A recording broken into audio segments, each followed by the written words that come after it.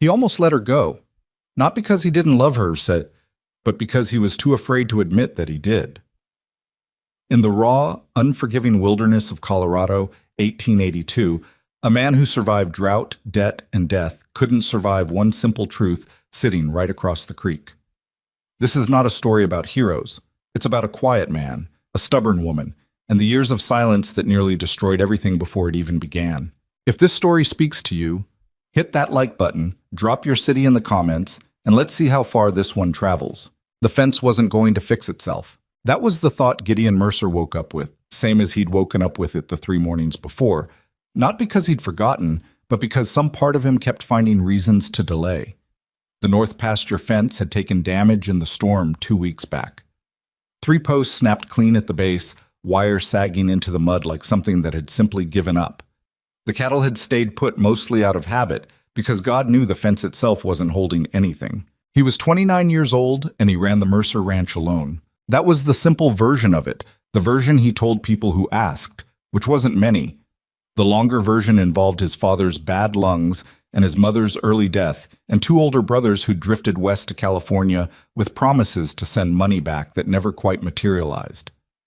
The ranch was his by default more than design, and there were mornings, like this one, when he stood on the porch with coffee going cold in his hand and looked out at everything he was responsible for and felt something close to nothing at all, not despair. Gideon wasn't given to despair. It was more like a flatness, a gray stretch of feeling that didn't rise or fall, just sat there like the high plains themselves. He set the mug down on the porch railing and went to get his tools. The morning had that particular quality June mornings sometimes had in the Colorado foothills, cool enough to make the work bearable, the kind of light that came in low and golden through the cottonwoods along the creek. Silver Creek, they called it, which was generous. It wasn't silver so much as brown after a hard rain, greenish in the dry weeks. But it ran year-round, which was worth more than color, and it divided the Mercer property from the Rowan land to the east with the casual indifference of geography. Gideon had the post hole digger over his shoulder and the wire coiled across his back, and he was halfway across the pasture before he noticed the movement on the other side of the creek. He stopped. It was Evelyn Rowan, and she was dragging something. She had a length of split-rail fencing, old wood, gray with age, and she was pulling it across the uneven ground toward the creek bank with the focused, joyless determination of someone who had decided this was getting done today, and that was the end of it.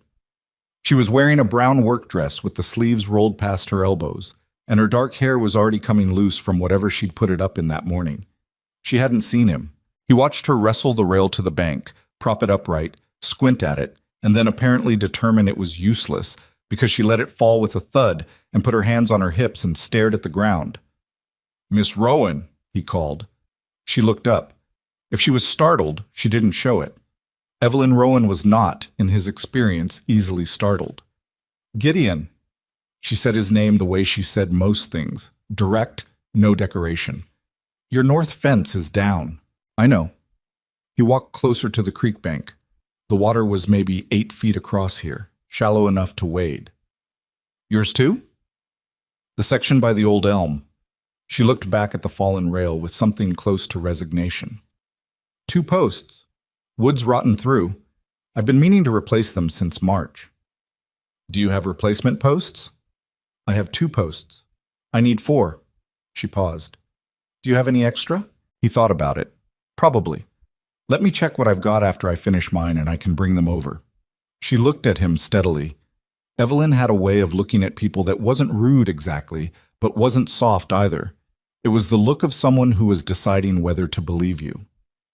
"You don't have to do that." "I know I don't." He shifted the post hole digger on his shoulder. "I'll check when I'm done." She nodded once, like an agreement had been reached, and turned back to her work. He turned back to his.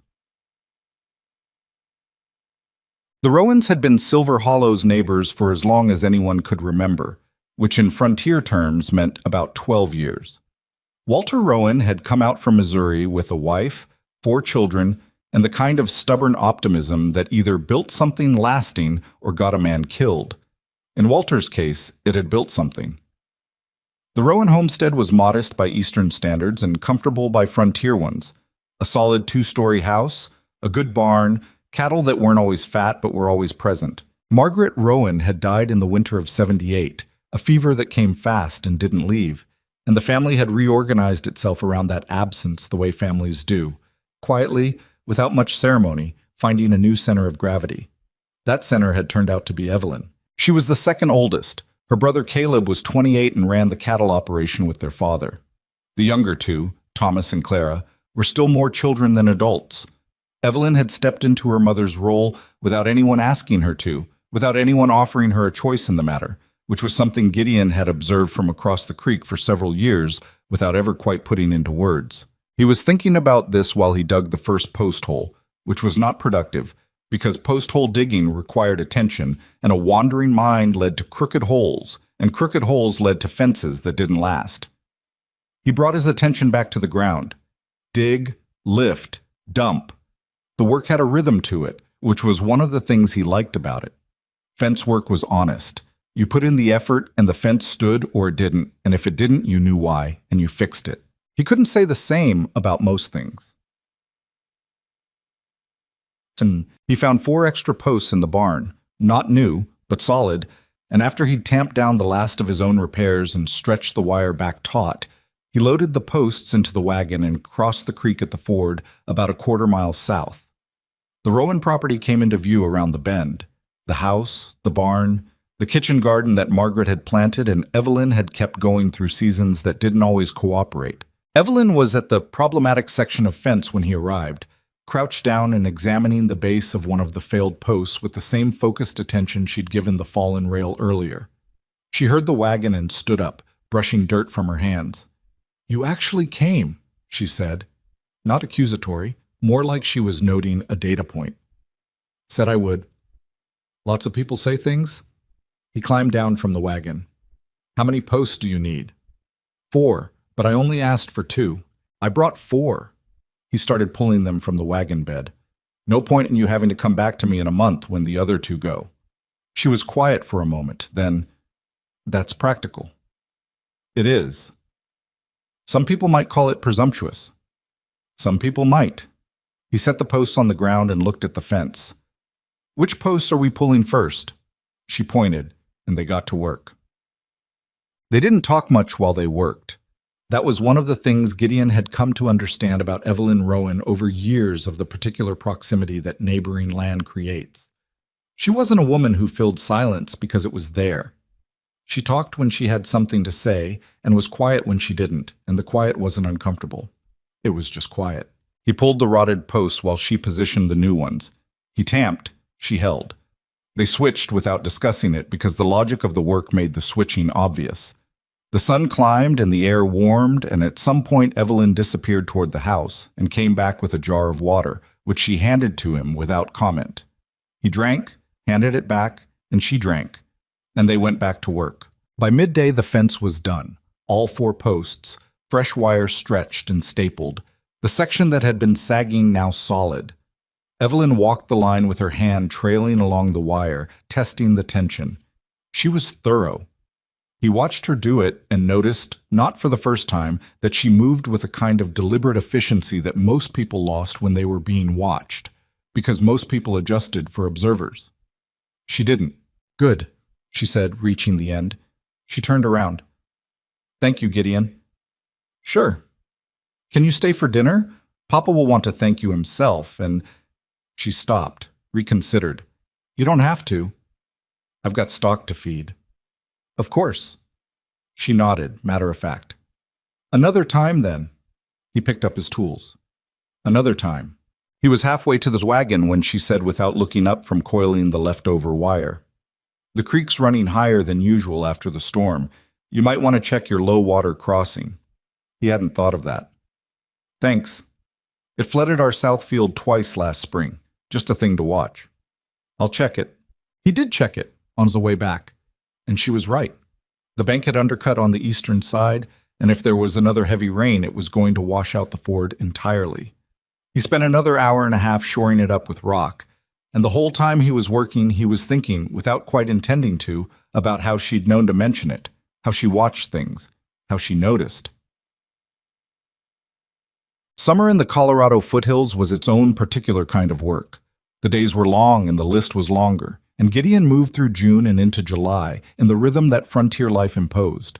Up before light, work until the heat peaked, eat, work again until the light gave out, sleep. There wasn't much room in that rhythm for anything that didn't have a practical purpose. He told himself that was why he hadn't thought more about the afternoon at the fence. He told himself that, and mostly believed it, until the 4th of July.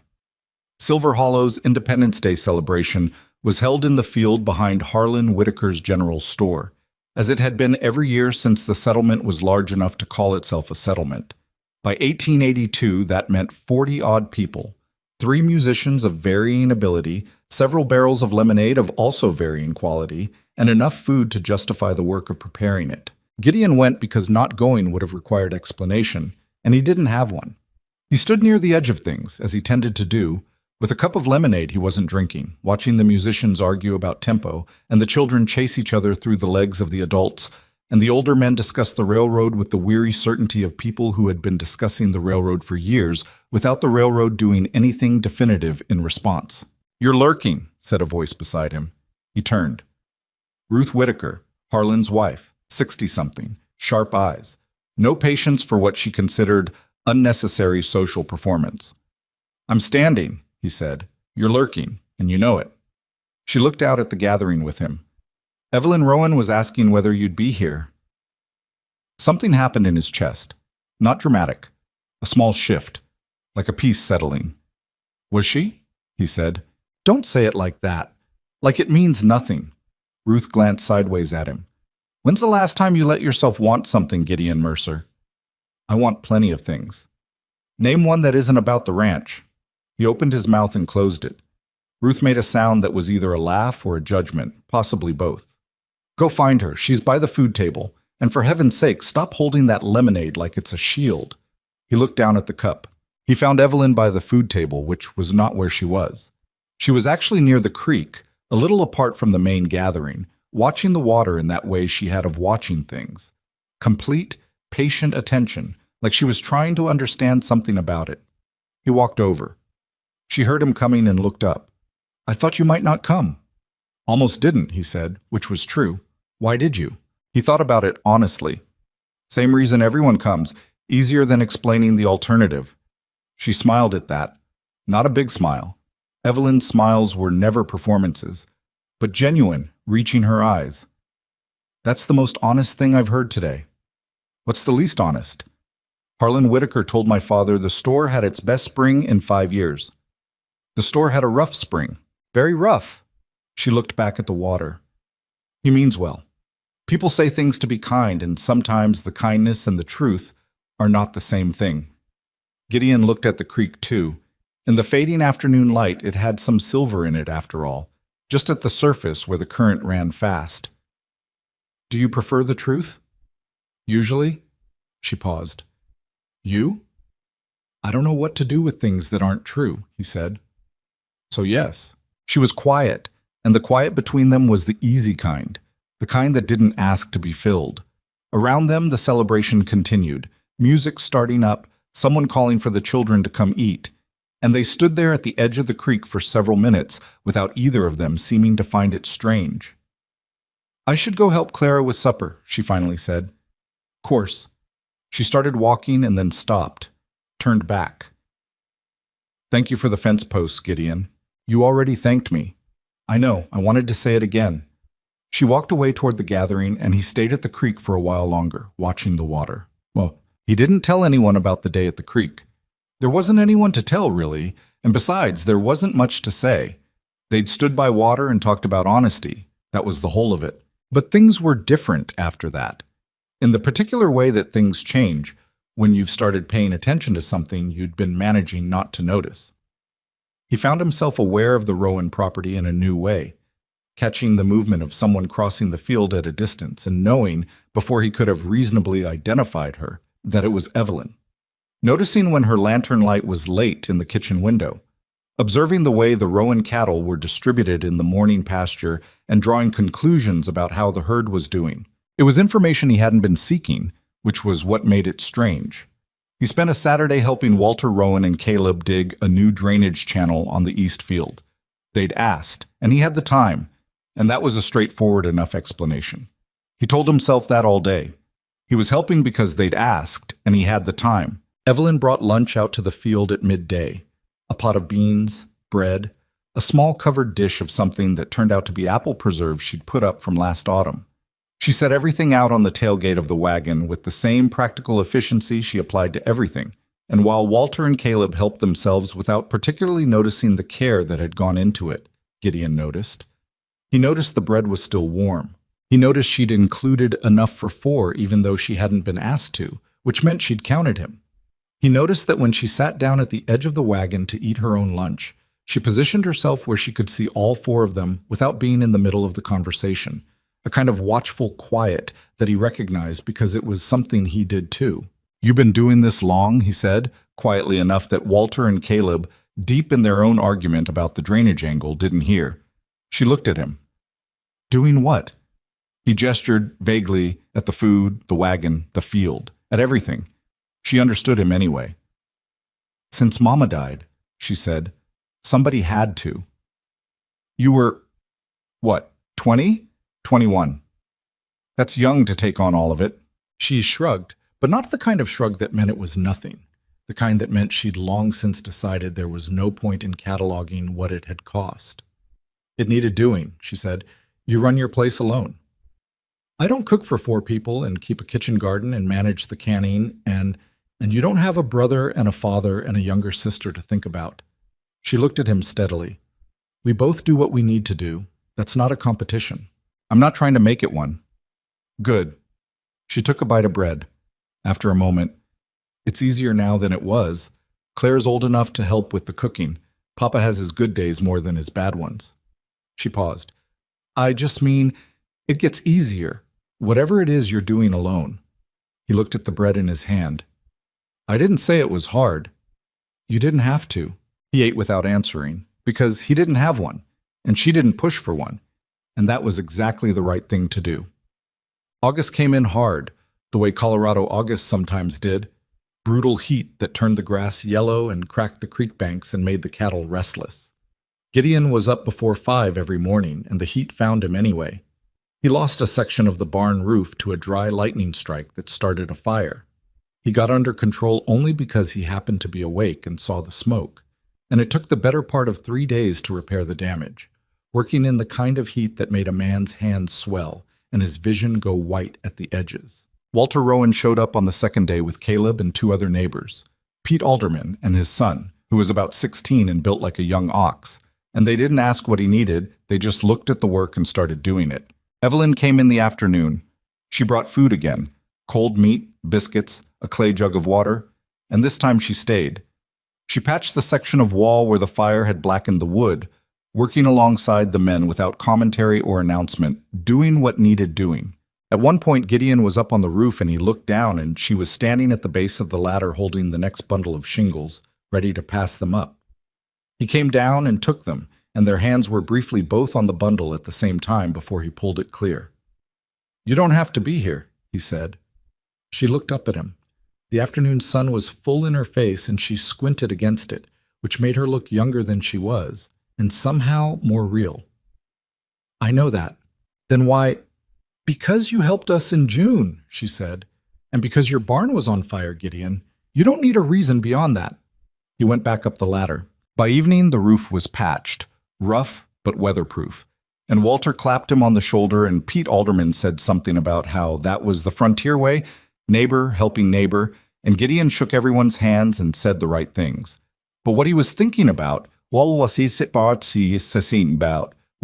the right things, was Evelyn standing at the bottom of the ladder with the shingles in her arms and the sun in her face. He was thinking about the matter-of-fact way she'd said, "Because your barn was on fire." Like it was obvious. Like of course you came when something burned down. Like the whole idea that you might not was strange to her. He sat on his porch that night after everyone had gone home, the dark settling in with the insects loud in the grass, and he tried to name what he was feeling and found it difficult. It wasn't longing, exactly. Not yet, or not in a way he was ready to look at directly. It was more like recognition, like finding out that something you'd assumed was one thing was, in fact, something else entirely. September came with its particular relief. The heat breaking, the mornings cool enough for jacket, the light going golden in the way that made everything look like a painting that would hang in a parlor somewhere east where people had time for parlors. Gideon found reasons to be near the creek. He didn't examine this too carefully. The creek needed tending after the August dry. The banks he'd shored up in June had held, but there were new undercuts on the north bank that wanted rock, and the ford needed clearing of debris that had accumulated. These were legitimate tasks. He did them. And sometimes while he was doing them, Evelyn was on her side of the creek doing whatever she was doing, and they talked. That was how it went, through September and into October. Conversations that started with practical things, weather, cattle, the state of the road after the fall rains, and moved somewhere else without either of them noticing the shift. He found out that she had read more than he'd expected. Whatever books made their way out to Silver Hollow through the Whitaker store or through visitors from more settled places. She found out that he'd wanted to study engineering as a boy, before the ranch had made the question moot. You could still, she said, on a cold October morning when the creek was running clear and they were both on the bank, him mending the last of the undercut sections, her there for no particular reason she'd stated. Study engineering. I'm 29. That's not old. It's old to start over. She looked at him with that considering look. Is that what you think? That learning something new means starting over? Doesn't it? I started teaching myself to keep accounts after Mama died, she said. I was 21 and I'd never done it. I didn't think of it as starting over. I thought of it as adding something. He looked at her. How are your accounts? Excellent, she said, matter of fact. Papa never knew what we actually had until I started doing them. He laughed.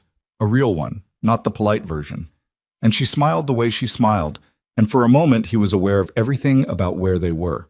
The creek sound, the cold air, the yellow of the cottonwoods above them, the particular quality of October light, the way she was looking at him. He looked away first. The thing about loneliness, Gideon had learned over the years, was that you didn't notice its weight until something started lifting it. That was the dangerous part.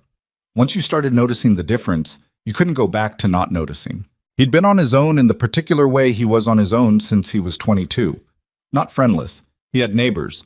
He had Pete Alderman he could get a drink with occasionally in Whitaker's back room, but alone in the way that mattered, without anyone who knew the inside version of his days, the version where he ate supper standing up because there was no point setting the table for one, where he talked to the horses sometimes not for their benefit, but for his own, just to hear something other than silence. Where Sunday mornings were the hardest hours of the week, because they were the hours that had no particular task, and so the particular shape of his life was most visible. He told himself this was fine. He told himself this enough times that the telling had started to feel like truth. Evelyn Rowan had been across the creek for years. He'd known her the way you knew your neighbors, by sight, by reputation, by occasional proximity. He hadn't known her the way he was starting to know her now, and the difference between those two things was doing something uncomfortable to every arrangement he'd made with himself about the shape of his life. The problem, as he understood it by October, was that he was afraid. Not of her. Not specifically. He was afraid of the version of himself that wanted things, because that version had been wrong before, had thought his mother was invincible until she wasn't, had thought his brothers would come back until they didn't, had thought the ranch could hold everything that mattered until it couldn't. The wanting version of him had a bad record. He understood this about himself without quite knowing what to do about it. It was a Wednesday in mid-October when things shifted. He hadn't planned to go to the creek that morning. He had a full day. The fall fence check, the cattle needing rotation, 2 letters he'd been putting off writing to a supplier in Denver.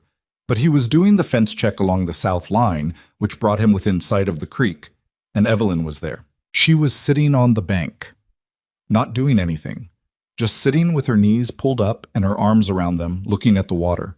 Her hair was down, which he'd never seen before, loose and dark and longer than he'd realized. He should have turned around. He didn't. He came down to the bank, and she heard him, and turned, and for just a fraction of a second before her expression settled into its usual composure, he caught something, some unguarded thing that was there and then gone before he could name it. "Sorry," he said. No, it's fine." She turned back to the water. After a moment. "Sit down if you want." He sat down a few feet from her, and they both looked at the creek. "Everything all right?" he said. She was quiet long enough that he thought she wasn't going to answer. Then, Claire's been ill. Nothing serious, a cold that won't clear, but she's been feverish for 3 days and She stopped. I don't sleep well when any of them are ill. I haven't slept well since Mama. I know it's not rational. It's rational, he said. You watch someone you loved get sick and not recover. Why would being rational about it help? She looked at him. Something in her face adjusted. A small opening, like a window where there'd been a wall. Most people tell me I worry too much. Most people haven't sat up alone with someone sick and had it go badly. The creek moved between them, and the cottonwood leaves came down 1 or 2 at a time in the still air, yellow and easy, and Gideon was aware that he'd said something true and was glad he'd said it. She'll be fine, he said. Claire is strong. She is, Evelyn agreed. She unfolded her arms and let her hands rest in her lap. I just needed some air and somewhere that wasn't inside. I know that feeling. I imagine you do. She looked at him, and there was something knowing in it, the look of someone who had been observing for a long time, which was exactly what she'd been doing. You come to the creek when things are hard. I come to the creek because the fence needs... He stopped. Yes, she smiled. The fence needed work in September 3 different times. He looked at the water. It's an old fence. It's not that old. He didn't say anything, and she didn't say anything, and the particular sound of the creek and the falling leaves filled the space where words might have been. And it was fine. It was more than fine. It was the most comfortable silence he'd been inside for years, maybe longer. After a while, she said quietly, I come here too, when things are hard. He turned to look at her. She was still watching the water, her profile clean and familiar, hair loose around her shoulders. I know, he said. She turned and looked at him, and the directness of it, the simple steadiness of her gaze, hit him somewhere behind the sternum with more force than he'd been prepared for. He looked away. His heart was beating too fast for no justifiable physical reason. I should finish the fence check, he said. All right. He stood up, brushed off his jeans, stood there for a second longer than he needed to. I hope Claire is better soon, he said. Thank you, Gideon. He walked back up the bank and along the fence line, and he did not look back, because he knew that if he looked back, he would find her still watching the water, and he was not sure what he would do with that. Clara was better by the following week. Evelyn mentioned it at the Whitaker store on a Friday when he happened to be there at the same time, which was not something he'd arranged, though Ruth Whitaker, behind the counter, gave him a look that suggested she had her own theory about the timing. The fever broke Tuesday, Evelyn said, loading supplies into a basket. She's back to her usual self, which means she's arguing with Thomas again, so I'd say fully recovered. Glad to hear it. She looked at him over the basket. Thank you for asking about her. That day at the creek. I didn't... He stopped. He had, actually. Right. Yes. Ruth Whitaker was conspicuously rearranging things on a shelf that did not require rearranging. There's a social at the Alderman's next Saturday, Evelyn said. She was back to loading the basket, not looking at him. Her hands were steady on the tins. Pete Alderman's wife is hosting. Claire and I are planning to go. Said Gideon. Papa would come, but his hip is bothering him. Caleb will probably stay with him. A pause. Will you be there? She asked. He thought about the social at the Alderman's. He thought about Ruth Whitaker rearranging her completely orderly shelf. He thought about Evelyn Rowan sitting by the creek with her hair loose and her arms around her knees. Probably, he said. Ruth Whitaker made a small sound from behind the shelf that he chose to ignore. Walk. He went. The Alderman place was warm with lamplight and loud with the particular noise of 30 people in a space built for half that, voices layering over each other, the clatter of dishes, somewhere a fiddle player tuning up with the cheerful indifference of someone who would play whether anyone wanted them to or not. Gideon arrived late enough to avoid the awkward part where everyone noticed your entrance, which was intentional. He found a position near the wall. Evelyn found him approximately 8 minutes later. You're lurking again, she said. He looked at her. She was wearing a blue dress he hadn't seen before. Not new, he could tell, but good fabric, well kept. Her hair was up, but differently than the workday version, softer. Where did you hear that term? He said. Ruth Whitaker. She said it without apology. She said you stand at the edge of things with a cup you're not drinking, and she's been watching you do it for 10 years. He looked down at this cup in his hand. He was not drinking from it. Come talk to people, Evelyn said. I'm talking to you. Talk to people who aren't me. I don't particularly want to. She studied him for a moment. He was aware, very specifically, that he'd said that it had come out without the layer of careful neutrality he usually kept between himself and statements that revealed anything, and that she had heard it. She didn't make anything of it. She just nodded once, slowly, and said, Well, I'm going to get something to eat. You can come or not. He came. They spent most of the evening in a loose group with Pete Alderman and his wife and 2 other couples from the surrounding ranches, talking about the things people always talked about: the fall prices, the road conditions, the question of whether the county would finally do something about the bridge at Miller's Crossing. Gideon mostly listened, which was his way, but Evelyn drew him in a few times, turning to him with questions that weren't just polite but specific, rooted in things she knew about him. She'd been paying attention to him for some time. He didn't know what to do with that except be aware of it, which he was, very. When the fiddle player finally got organized and actual dancing started, Evelyn danced with Pete Alderman's son, who was 17 and visibly terrified, and then with an older man from the north end of the valley, and Gideon watched from the wall and did not examine why he was watching. She came back to him eventually, slightly flushed from the dancing, and stood beside him and watched the floor with him for a while. You don't dance, she said. No. Is that a preference, or... I don't know how, he said. She turned to look at him. You never learned? My mother died before she got to it. He said it without particular inflection, which was the only way he could say it. She'd promised to teach me. There weren't many opportunities after. Something crossed Evelyn's face. Not pity. She wasn't given to pity, but something careful and attentive. A kind of hearing that went further than the words. I'm sorry, she said. Long time ago. Long time ago doesn't mean it stops mattering. He looked at her. She was looking at the dance floor, but her attention was on him. He could feel it.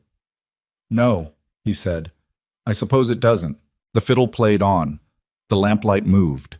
Outside, the October dark lay against the windows, cold and indifferent, and inside 30 people were warm against it, in the way that people had always tried to be warm against it. And Gideon stood at the wall beside Evelyn Rowan and felt the particular weight of a moment he knew he would remember. He thought about what Ruth Whitaker had said in July. When's the last time you let yourself want something? Evelyn, he said. She turned. He looked at her. The steadiness of her, the particular calm intelligence in her face, the way she was looking at him like she was ready to hear whatever came next, and he lost his nerve. He felt it go, like a stone through water. Nothing, he said. Never mind. Her expression shifted, just a fraction, just enough that he saw it. A small adjustment, closing where it had been opening. She turned back to the dance floor. All right, she said. He hated himself a little for it. He hated himself quite a bit for it, standing there with the fiddle playing and the lamplight warm and 30 people giving him cover, and he had opened his mouth and said nothing. Never mind. He rode home in the cold dark, and the hate sat with him the whole way. November. He split wood. A lot of wood. He split an unreasonable amount of wood for a man living alone, because the axe required all of his attention, and all of his attention was the only thing keeping him from sitting with the thing he was carrying, which was getting heavier. He ran into Evelyn 3 times over the course of the month. Once at the Ford, once at the Whitaker store, once when he was mending the fence line and she was checking her cattle on the other side of the creek. They were cordial. The easy quality of their silences was still there, but something else was there too. A restraint on his part that he was sure she could see, and probably could. He was trying to decide something. That was what he told himself. He was being careful, but the careful and the cowardly looked very much alike from the outside.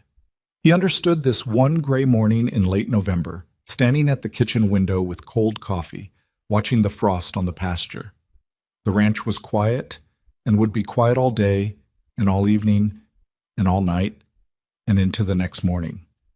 His own boots on the floorboards, his own voice when he talked to the animals, his own silhouette in the window glass when it got dark. He thought about Evelyn saying, "Long time ago doesn't mean it stops mattering." He thought about her face at the dance, the fraction of closing. He thought, "I am going to lose her to my own fear." Not dramatically, not all at once, just gradually, the way the creek banks eroded in the spring rains, a little at a time until one day the shape of things was irreversibly different and you were standing on ground that no longer held. He set the coffee down.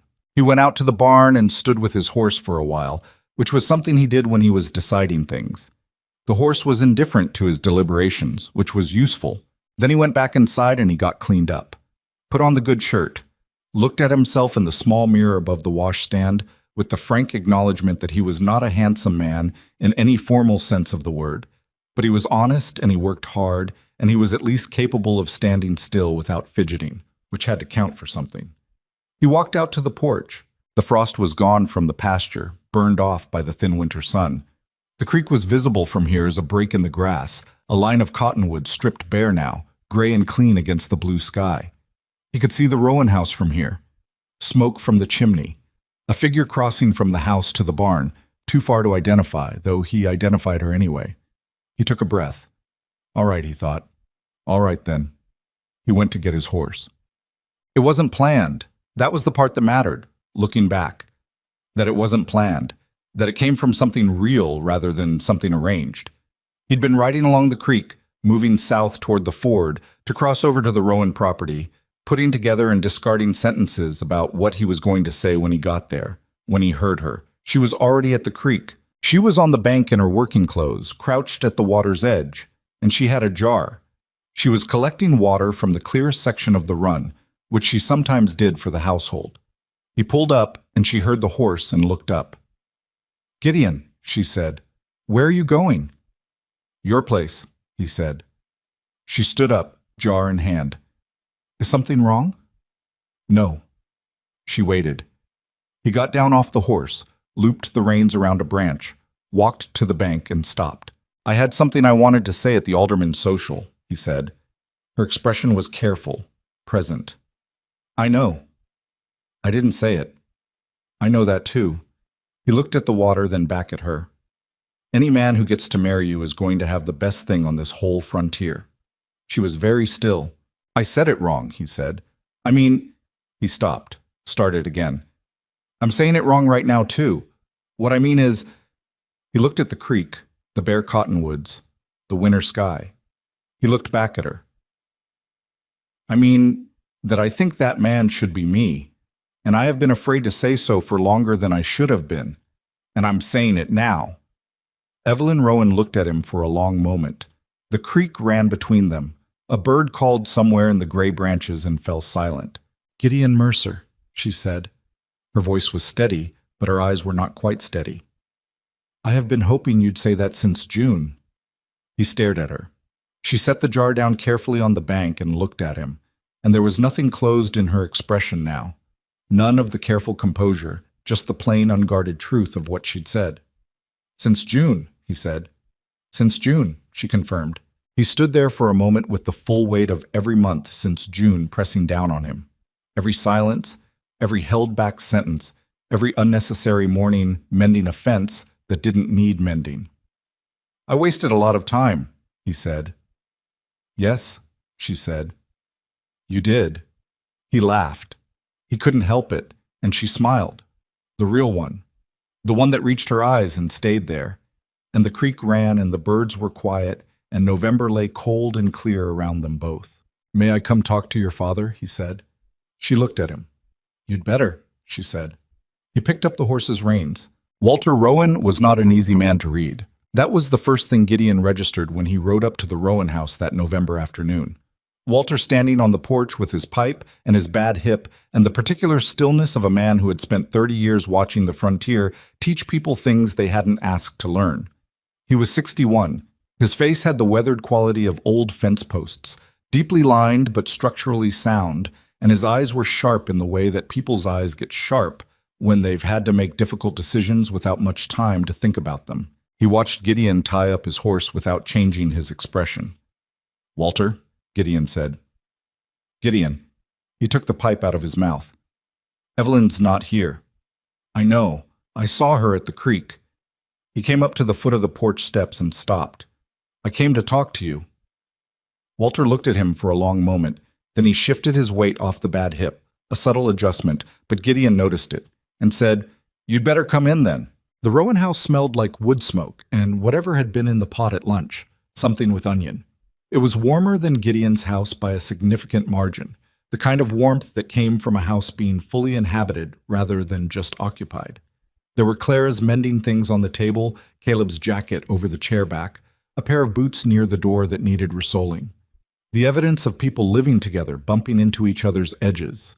Walter sat down at the table and gestured at the opposite chair, and Gideon sat. "Coffee," Walter said. "No, thank you." "Good, because I'd have to make it." He set the pipe on the table. "What's on your mind?" It wasn't a question. Walter Rowan didn't use question inflections much. Gideon had noticed that over the years. The man stated things and waited for you to respond to the statement, which had the effect of making you feel like the conversation was already in progress, and you were catching up. "I'd like to court Evelyn," Gideon said. "With your permission." Walter looked at the pipe, then at the table, then at Gideon. "She know you're here? She knows I was coming." "What'd she say?" Gideon thought about the creek bank. "You'd better." "She didn't object." Something moved at the corner of Walter's mouth that wasn't quite a smile. "That's one way to put it." He turned the pipe over in his hands. "You're 29. Yes." "Ranch is in good shape?" "Good enough." "Good enough isn't—" Walter stopped himself. Tried again. "You running debt?" "Some. Same as everyone. Nothing I can't manage." Walter set the pipe down again.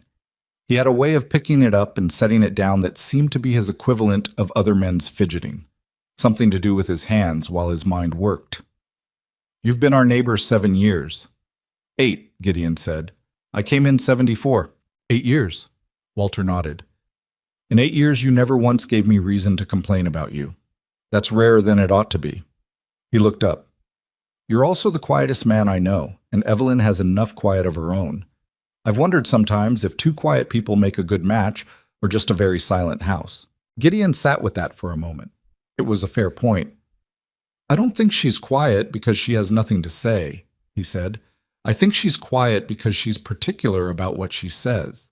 That's different from being silent." Walter studied him. "And you?" "Same." "So 2 people who are particular about what they say." "Yes." "What do you actually say to each other?" There was no meanness in it. It was a genuine question from a man trying to understand something. "We talk about the ranch, the creek, the weather. Not a small talk, but what it's actually doing and what that means for the cattle in the fields. She talks about the accounts she's been keeping. I've told her about—" He paused. He hadn't intended to go here, but Walter was looking at him like he expected the truth. "I told her I wanted to study engineering when I was young. Before the ranch." Walter's expression shifted. "Did you?" "She asked what I'd have done if things were different. I told her." "And what did she say?" "She said it wasn't too late to add something new, that learning something didn't mean starting over." He heard how that sounded and added, "I'm not planning on leaving the ranch. That's not—" "I know that's not what you're saying." Walter was quiet for a moment. "She said that?" "Yes." Something happened in Walter Rowan's face, a small softening, like a lamp being turned up a fraction. He looked at the table. "Her mother used to say things like that," he said. Not to Gideon, really, more to the room. Then he came back. "Evelyn's 25. She's given the last 4 years to this family. Everything she's done here, the accounts, the kitchen, the garden, Clara and Thomas, she did because it needed doing, and nobody asked her if she wanted to, and nobody offered her a different choice." He looked at Gideon steadily. "I'm aware of that. I think about it more than she knows." Gideon nodded. "If you court her," Walter said, "and it comes to something, and knowing Evelyn, I don't imagine it would come to nothing, or she wouldn't have told you to come here, why, what happens to all of it? The work she does here. Clara's not fully independent yet. Thomas is 15, but that's a question for Evelyn more than me," Gideon said. "I wouldn't presume to decide what she does or doesn't do for her family. But I wouldn't ask her to stop caring about them either. That's not the kind of thing that stops. Walter looked at him for a long time. No, he said finally. I don't suppose it is. He picked the pipe back up, turned it over, set it down. You can court her, he said. Properly. Don't give this town anything to talk about that isn't true. I wouldn't. I know you wouldn't. He said it like a period at the end of a sentence that had been going on for 8 years. Then, you want coffee now?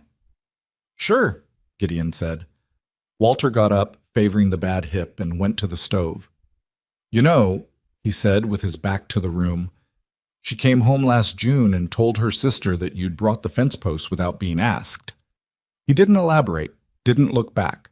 Gideon looked at the table, at the mending things and the jacket over the chair and the boots that needed resoling, all the texture of a family living its life. I should have brought them sooner, he said. Walter made a sound, half breath, half laugh. Probably, he said. But you brought them. Heck. Evelyn arrived home while they were still at the table with the coffee, and the look she gave Gideon when she came through the door had a question in it that she didn't ask out loud. He gave her the small nod that meant yes. Her shoulders dropped a fraction. Not relief exactly, but the release of something she'd been holding. I'm making supper, she said to the room at large, hanging up her coat. Gideon's staying, Walter said. It was not a question. Gideon started to say he didn't need to impose, and Walter gave him the look that ended that sentence, and Caleb came in from the barn shortly after and shook Gideon's hand with the slightly too firm grip of a man trying to communicate something without words. Thomas, 15, and at the age where everything was either catastrophically important or profoundly embarrassing, said hello and then retreated to a corner. Clara set the table and kept glancing at Gideon with the barely contained curiosity of a 16-year-old who had been told to pretend things were normal. Nothing was normal. Everything was completely fine. Supper was venison stew and cornbread, and it was good, properly seasoned, not the bachelor's approximation of seasoned that Gideon had been living on. And the conversation around the table was the ordinary kind, ranch things and settlement news. Caleb's thoughts on the cattle market in the spring, Thomas's ongoing campaign for a better rifle. Gideon talked more than he usually did in a group. He wasn't sure why, except that the family around the table made the quiet feel like a choice rather than a default, and he found he wanted to participate in it. Evelyn said less than usual, which he noticed and which he understood. She was watching, taking stock. That was her way of handling things that mattered. After supper, when Walter had retreated to his chair with the pipe, and Caleb had gone out to check the animals, and Thomas had disappeared entirely, and Clara was washing up with the strategic efficiency of someone who wanted to give people space without appearing to do so, Gideon helped clear the table, and Evelyn washed and he dried, standing side by side at the basin. They did it in silence for a few minutes. Was he difficult? She asked. No, he asked reasonable questions. What kind of questions? Whether I had debt? Whether the ranch was in good shape? He paused. Whether two quiet people make a good match. She glanced at him sidelong. What did you say? I said we were both particular about what we said, that it was different from being silent. She was quiet for a moment, her hands in the water. And what did he say to that? He said your mother used to say things like that. He dried the bowl he was holding. I think that landed well. Her expression did something complicated, a small private grief moving through it in passing. She would have liked you, she said, and then seemed to decide she'd said enough and went back to washing. He dried. She washed. The lamp on the counter made the kitchen warm, and the window above the basin showed the dark outside, and it was ordinary in a way that made him feel something he didn't have a clean word for. I should go, he said when the last dish was done. All right. They walked to the door. He got his coat. She stood with her arms crossed, not to be closed off, but because the house had cooled some and the door was open. Evelyn, he said. She looked at him. I'm sorry it took me until November, he said. She considered this. You're here now. I should have been braver in September, or July, or Gideon. Her voice was patient but firm. You're here now. That's the part that matters. He looked at her and she looked back, and the November dark was at his back and the lamp was at hers, and he thought, this is what it would be like. This specific thing. The lamp, the dark, the space between them that had the quality of something that had been decided. "Good night," he said. "Good night," she said. He rode home in the cold, and the cold was fine. But the courting was not a grand thing. That was what he'd expected in some theoretical way, that there'd be some formal quality to it, some sense of ceremony. Instead, it was mostly just more of what they'd already been doing, but with the admission out in the open that they were doing it deliberately. He came to the Rowan place on Sunday afternoons. Sometimes they walked the ridge above the settlement where you could see 3 valleys in clear weather. Sometimes they sat with the family in the ordinary way, helping with whatever wanted doing. He drove her to the Whitaker store twice when her father's hip was bad and she needed supplies. It wasn't dramatic. It was the accumulation of small things, which was, he was beginning to understand, what she had always been. What changed was the talking. Not the topics particularly. They still talked about the creek and the cattle and the accounts she was keeping, but the depth of it, the places they were willing to go. On a cold Sunday in December, they were walking the ridge, and the wind was doing something aggressive, and neither of them had dressed quite well enough for it.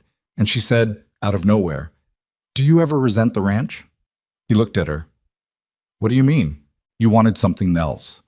When you were young. You said you wanted to study engineering." She was looking at the valley below, the tiny geometry of fences and houses from this distance. "And then the ranch happened, and that was the end of it. Do you resent it?" He thought about it honestly, because she was asking him to be honest. "Some mornings," he said, "not the ranch itself, more like the version of things that didn't happen.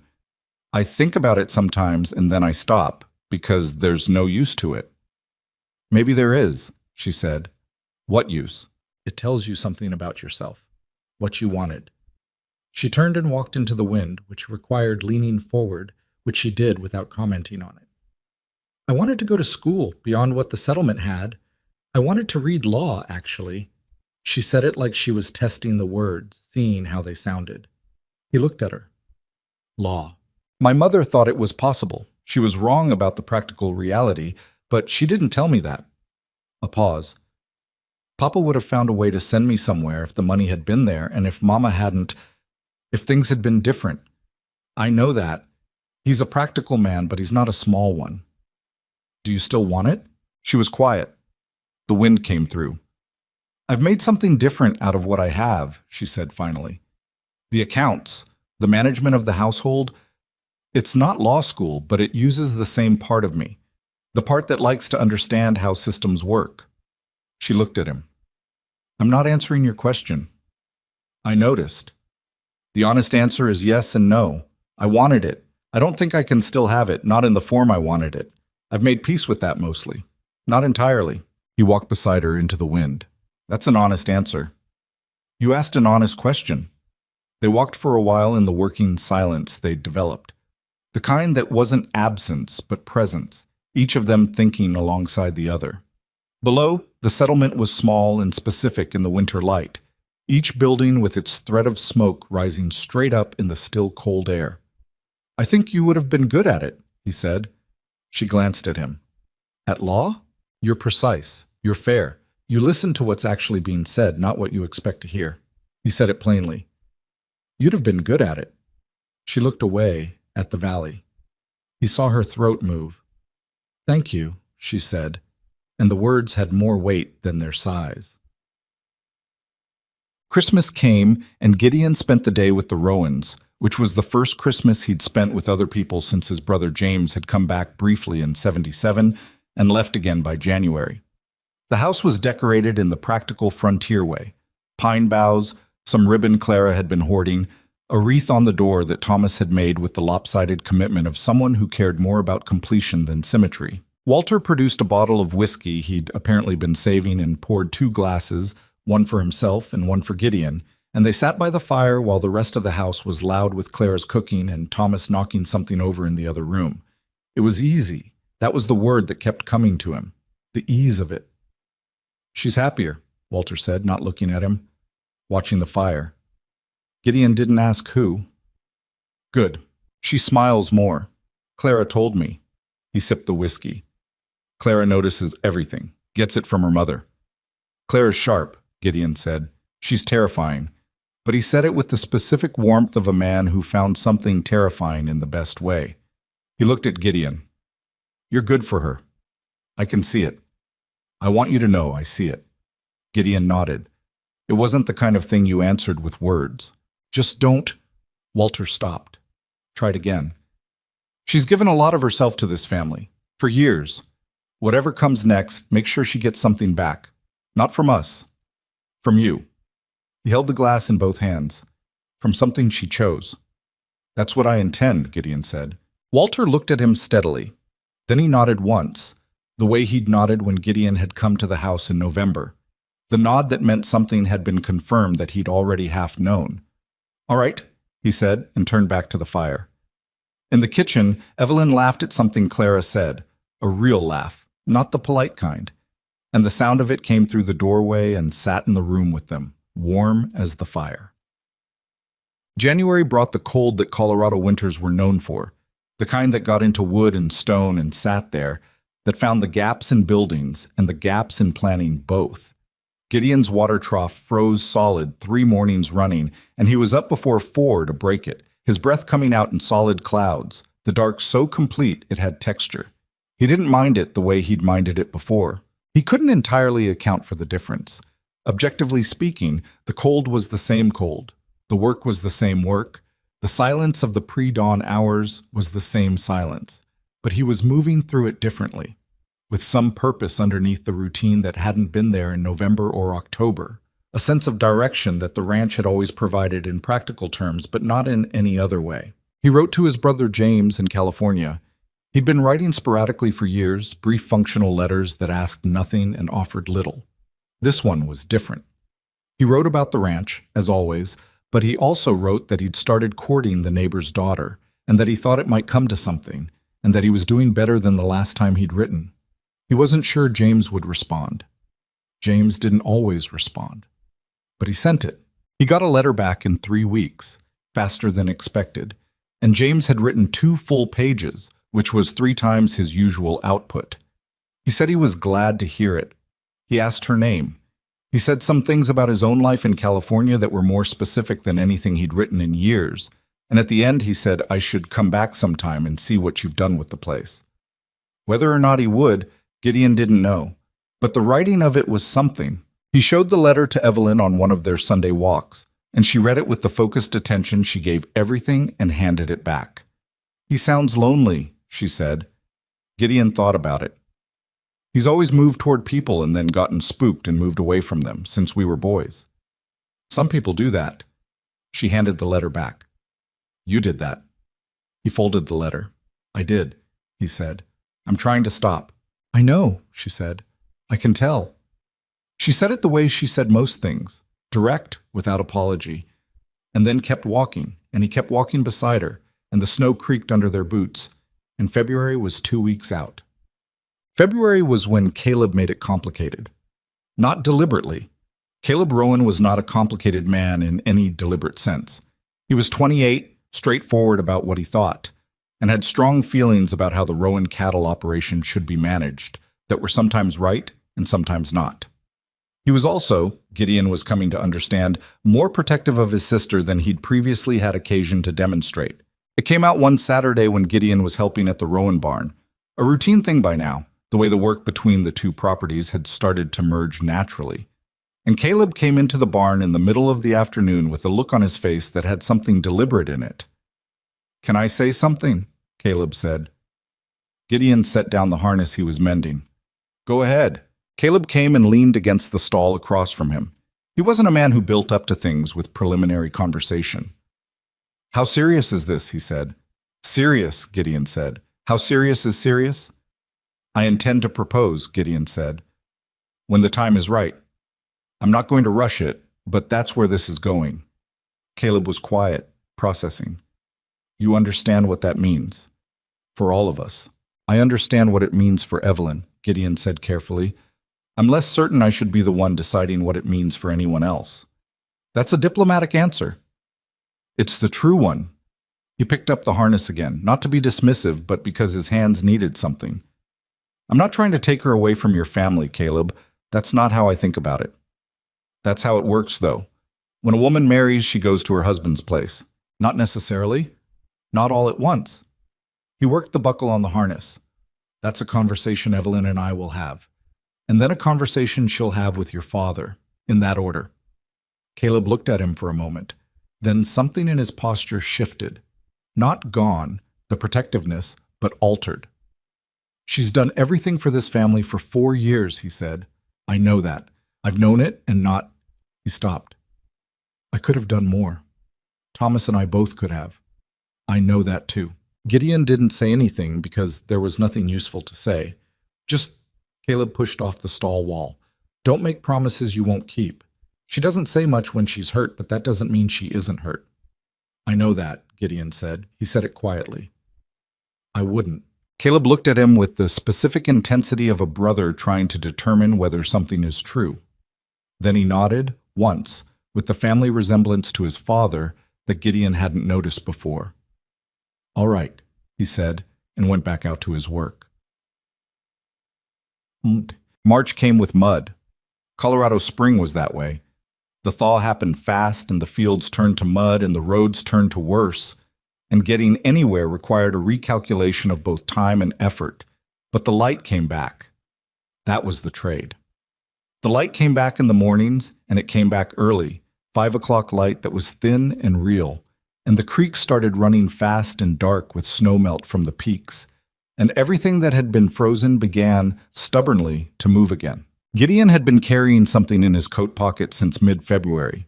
He'd taken it out of the tin box where it had lived since his mother died. The box she'd kept her few pieces of jewelry in, the good wool gloves, the daguerreotype of her parents. A ring. Not fancy by any measuring standard he knew of.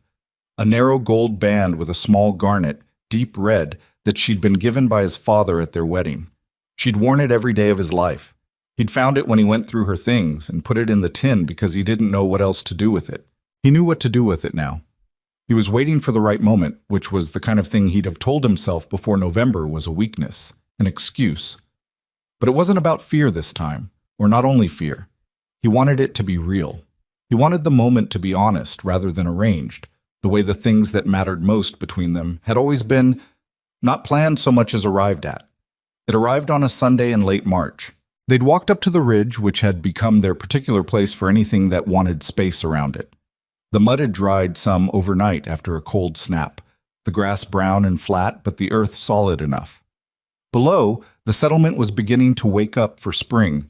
New activity, someone building what looked like an addition to the alderman barn, a wagon on the road that hadn't been there all winter. Evelyn was looking at it all with the expression she wore when she was adding things up. Not calculating in a cold way, just accounting, the way her mind worked. Thomas wants to go north, she said. There's a mining operation up by Creed. He thinks he'll make his fortune. He's 15. He'll be 16 in May. She shook her head. Papa said no. Thomas said various things in response that I won't repeat. She paused. I think Papa's right, but I also think Thomas needs something to move toward, just not a mine at 16. What does he want besides the mine? To not be 15 anymore, she said. To matter. To do something big before anyone expects him to. She was quiet. I remember that feeling. He looked at her. What happened to it? Other things became more pressing. Not bitter. Factual. You put the wanting away when you don't have room for it. And then eventually you have room again, and sometimes the wanting is still there, and sometimes it isn't. Is it still there? He said. For you. She turned to look at him. The light was coming from the west, afternoon, and it lit her face at an angle, the way it did in March when the sun was still low. Some of it, she said, different shape than it used to be. What shape is it now? She thought about it, genuinely thought about it, the way she always did when he asked her something real. A life that I chose, she said, not one I fell into because it needed doing. A life where I... She stopped herself, looked at him sideways. You're asking me a very direct question, Gideon Mercer. I know, he said. Why? He reached into his coat pocket. She went very still. He opened his hand.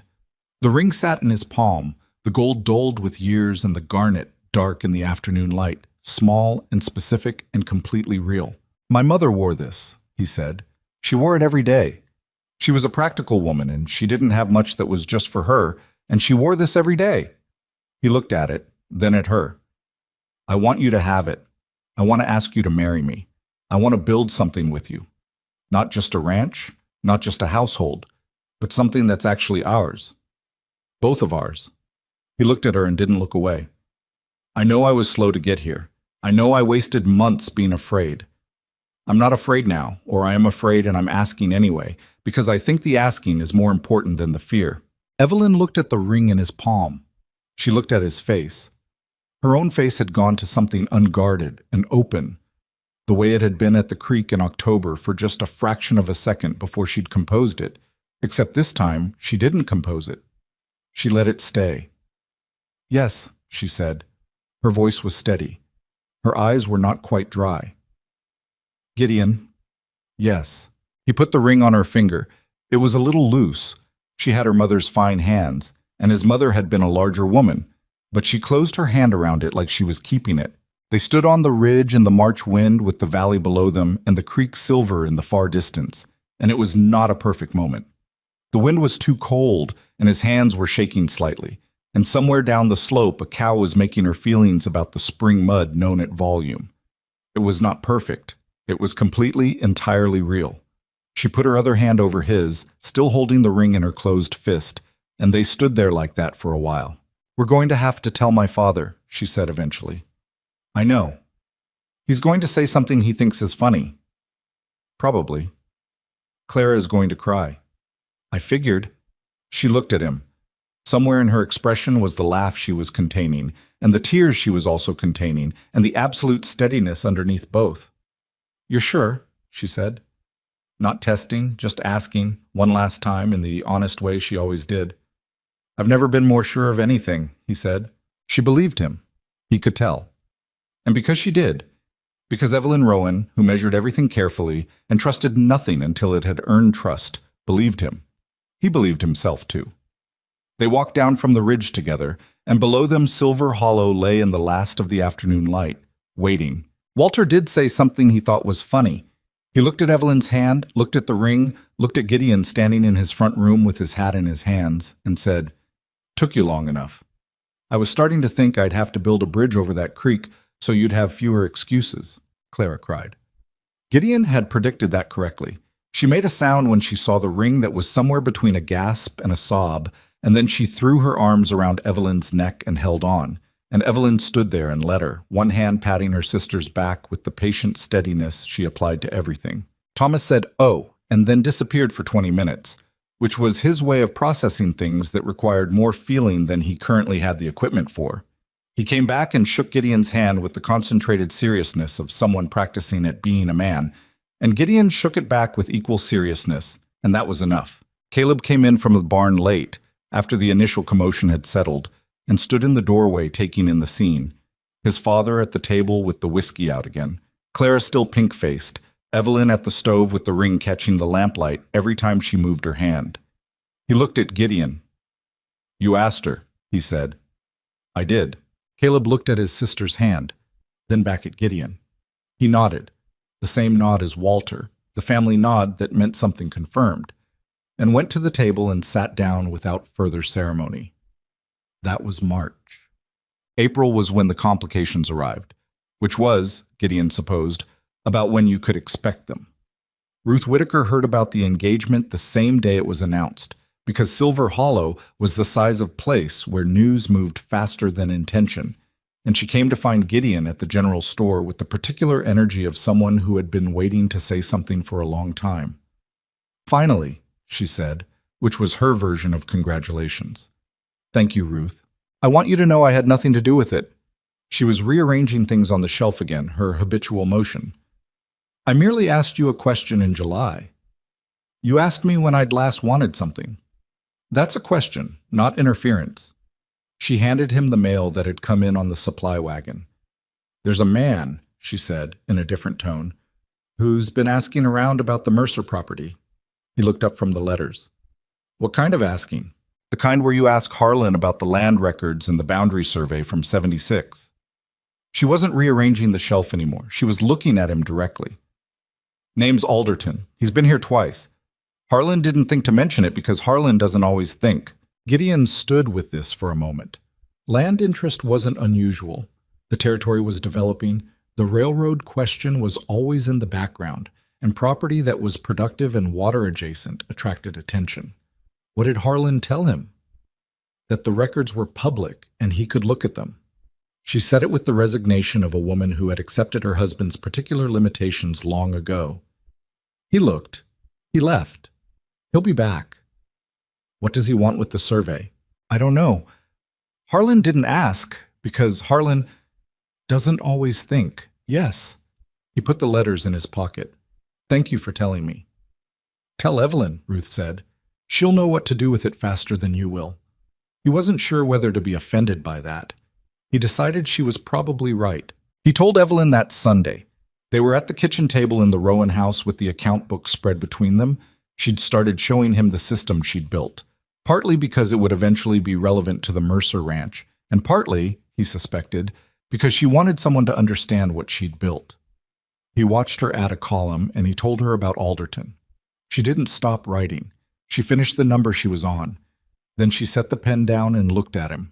Water rights, she said. What? The 76 survey includes the creek boundary.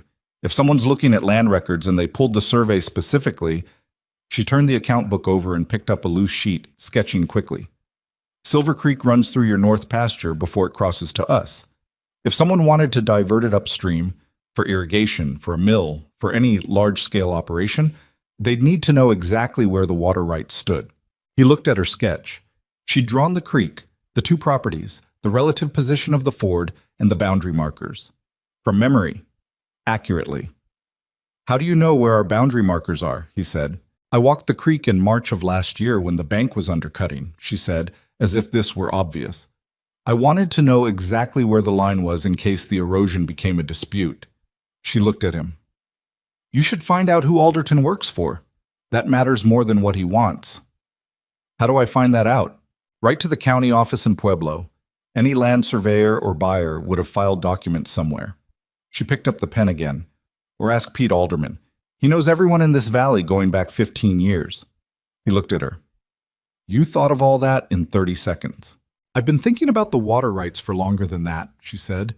Every property in this valley should be thinking about it. The railroad pushes settlement north, and somebody's going to want that water for something. She went back to the accounts. Do you want me to write the letter to the county office? I can write it. She glanced up. I know you can. I'm offering because I know what to ask for. He thought about Caleb telling him she'd done everything because it needed doing. He thought about Walter saying she should get something back from something she chose.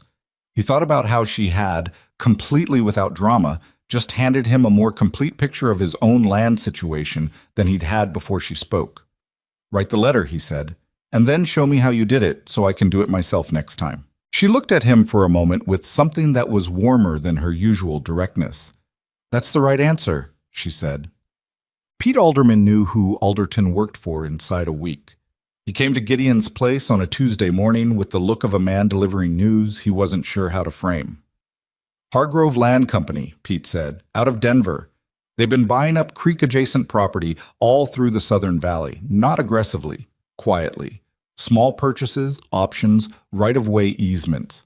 Gideon stood in the barn doorway and turned this over. What do they want with it? Word is there's a mill operation proposed, water-powered. They'd need a reliable year-round source, and Silver Creek is one of the only ones in the county that doesn't run dry in August. Pete leaned against the doorframe. They can't take your water rights without your say-so, but they can make an offer. They can apply pressure. They can tie it up in county proceedings long enough to be a nuisance. Have they approached anyone else in the valley? Bought an easement off Old Hendricks north of town. He didn't know what he was signing, I don't think. Thought it was a boundary clarification. Pete looked uncomfortable. Harlan Whitaker got a letter last month making an inquiry about the Whitaker property on the east side of the creek. He mentioned it to me last week. Gideon said nothing for a moment, looking at the pasture. The creek was visible from here, the same view he'd had from the porch for 8 years, the same cottonwoods. They'd need the Mercer property and the Rowan property both to have enough of the creek to make it viable, he said. Probably, Pete said. That'd be my guess. Gideon went to find Evelyn. She was at the kitchen garden, which was just waking up from winter. The beds turned and the first early plantings in the ground, the kind of work that required patience and a tolerance for mud. She heard him coming across the field and stood up, pulling off her gloves. He told her what Pete had said. She listened without interrupting. This was one of the things he'd come to trust about her, that she heard the whole thing before she responded to any of it. When he finished, she was quiet for a moment, looking at the garden, and then she said, "My father needs to know." "Yes, and we should both write down what we know, formally, with dates. If this goes to any kind of county proceeding, we'll want a record." She looked at him. "Did Pete say who their county contact is? They'd have had to file with someone local." He didn't know. "I'll ask Harlan directly. Ruth said he talked to the man. Harlan's not always paying attention," Gideon said. "But he remembers what he's told. He just doesn't always know what to do with it." She pulled on her gloves again. "This is manageable, Gideon. It's not a crisis." "Not yet." "Not yet," she agreed, without flinching from it. "Let's make sure it doesn't become one." That evening, he sat at his own kitchen table with paper and ink and wrote down everything he knew about the Mercer property's water rights in a clear, dated account. He thought, while he wrote, about how differently he would have handled this a year ago. Alone, probably. Working it out in his head over weeks, not telling anyone until he had a plan, which was the pattern of a man who'd had nobody particular to tell. He sent the letter to the county office the next morning. Evelyn's letter, technically, she'd drafted it on Sunday, clean and precise, asking for the right specific documents. He'd read it twice, changed 2 words, and decided hers was better. The Alderton situation moved slowly, the way land business did, and April gave way to May without anything definitive happening, which was its own kind of tension. Gideon heard from the county office in mid-May. The documents Evelyn had requested confirmed his water rights on the North Run were solid, established by the original homestead filing and uncontested. The Rowan rights, when Walter pulled his own papers, were equally clear. Whatever Hargrove Land Company intended, they had less legal room than they might have hoped. Gideon rode to the county seat himself in late May and filed a formal affirmation of his water rights, which cost him half a day and the company of a county clerk who explained everything twice at reduced speed while Gideon tried not to show impatience. He came back with the paperwork and brought a copy to the Rowans, and a copy went into the tin box in his bedroom where the ring had lived. The threat didn't disappear. That would have been too simple, and the frontier had no particular obligation to simple. But it became defined, which was better. A defined problem had edges. You could work with edges. What the whole thing had done, unexpectedly, was produce the first serious conversation between him and Evelyn about the practical shape of what their life was going to look like. Not the feeling of it. They'd been living in the feeling of it since November, or longer. But the architecture. "I've been thinking about the ranch house," he said one evening in late May. They were at the creek, the long evening light making the water look the color it was named for, and the air was warm enough that sitting on the bank was comfortable. She had her shoes off, her feet in the edge of the water. He was trying not to find this distracting. "What about it?" "It needs work before—" He stopped, started again. "Before you come to it. The kitchen especially. The stove is older than the ranch. The roof on the south side has a soft section. The bedroom—" He stopped again. She looked at him with the slightly elevated eyebrow that was her version of amusement. "The bedroom," she said. "Has 1 window," he said, "and it faces north." I want to add a window on the east side." He looked at the creek. "I want the house to be a place you'd actually want to live in, not just a place I've been maintaining." She was quiet for a moment. "What else?" "There's a room off the kitchen that's been storage since I got here. It could be a proper room. For accounts, or—" He wasn't sure how to say this without it sounding like he was offering her a box to keep her in. "For whatever you need a quiet space for. It's a good room. Good light in the afternoon." She looked at him steadily. "You've been planning this." "Some." "Since when?" He thought about it. "February," he said. "Maybe January. I started thinking about what the house needed to be for 2 people instead of 1. She looked at the water. One of her feet moved, slow, making a small wake. "I don't need it to be fancy," she said. "I need it to be—" She seemed to be finding the right word. Honest, the same way you are. I don't want curtains I'm not allowed to open or furniture that can't get dirty. I want it to be a place where things actually happen. That I can do, he said. The east window is a good idea, she said. Morning light is better for waking up than northern dark. She paused. And the storage room, what? Yes, I'd use it.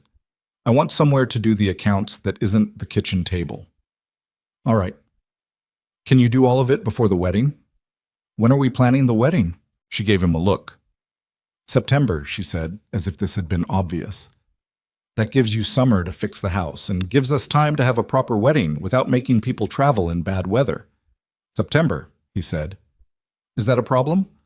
No, September is, he counted mentally, 4 months. September is fine. Good. She put her foot back in the water. I'll draw up what I think needs doing in order of importance. You can tell me what's realistic. He looked at her, her attention on the creek, one foot tracing a small pattern in the shallows, completely matter-of-fact about drawing up renovation priorities for a house she hadn't yet moved into. He thought about what Ruth Whitaker had said about his lurking. He thought about Walter and the whiskey by the fire. He thought about the ring fitting loose on her finger and how she'd closed her hand around it anyway. Evelyn, he said. She looked up. I just want to say... He stopped. Tried to find the honest version. I'm aware that you've been the practical one in this. Most of the time. The water rights, the letter to the county, the accounts. I don't want you to think I'm expecting that to continue without... Gideon. Her voice was patient. I know what you're trying to say. She pulled her foot from the water and turned to face him properly. You don't want me to do all the thinking and then feel later like I didn't get anything for it. He nodded. I don't do it because I don't think you can, she said. I do it because it's how my mind works. Fast, in systems. You're better at the physical problems. The fence, the water crossing, the barn roof. We're not the same, and that's not a problem. She looked at him. Unless you're going to get proud about it. I'm not proud about it. Good. Some men are. She said it like a fact, not an accusation. My father had to learn not to be. It took him a while. She almost smiled.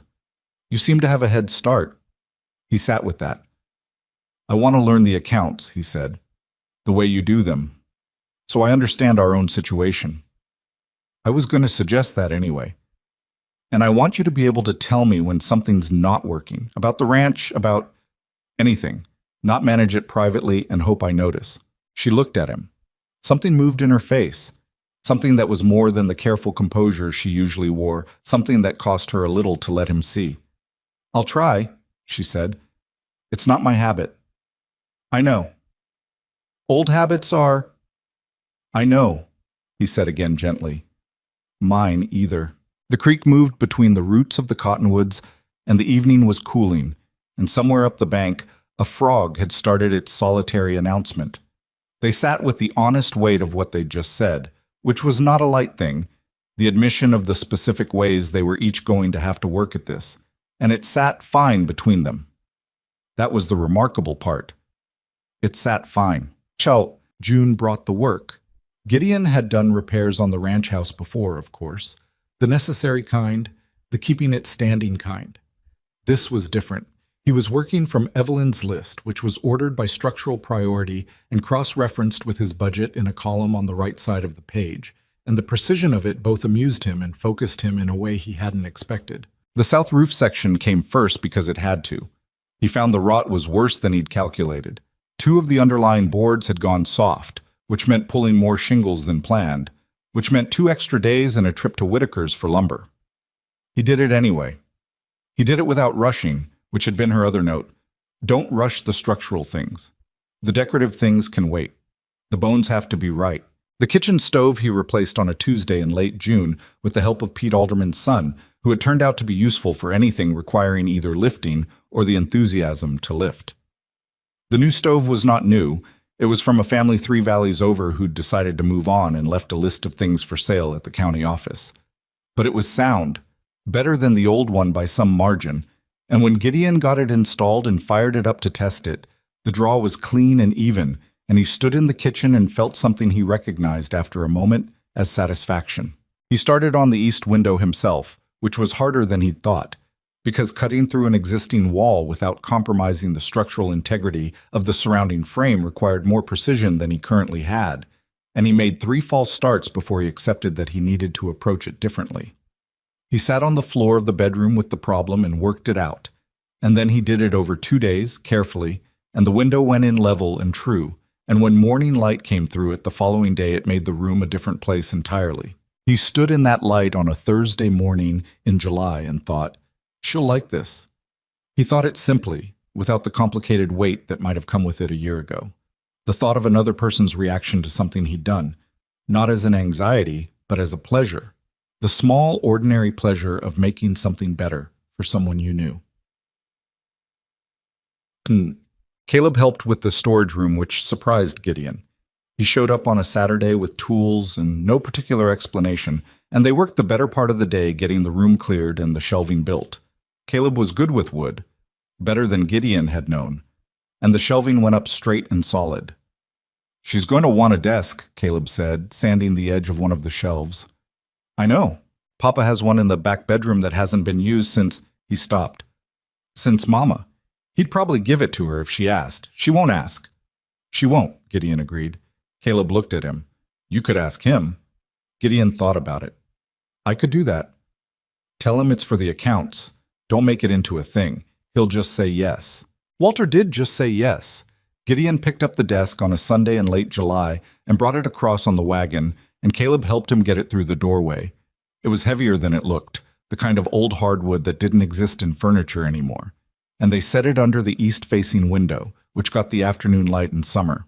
He stood back and looked at the room, the shelves, the desk, the light. It didn't look like his bachelor storage situation anymore. It looked like a room with a purpose. He didn't show it to Evelyn yet.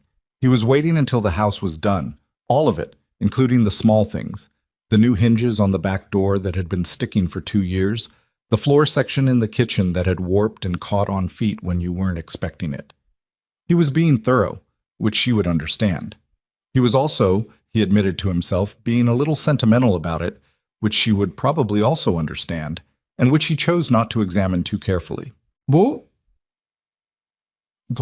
August moved fast the way August does when you have something to move toward. The settlement had been following the engagement with the quiet thoroughness of a community that didn't have a great deal of other entertainment and had the good manners to mostly express its approval rather than its opinions.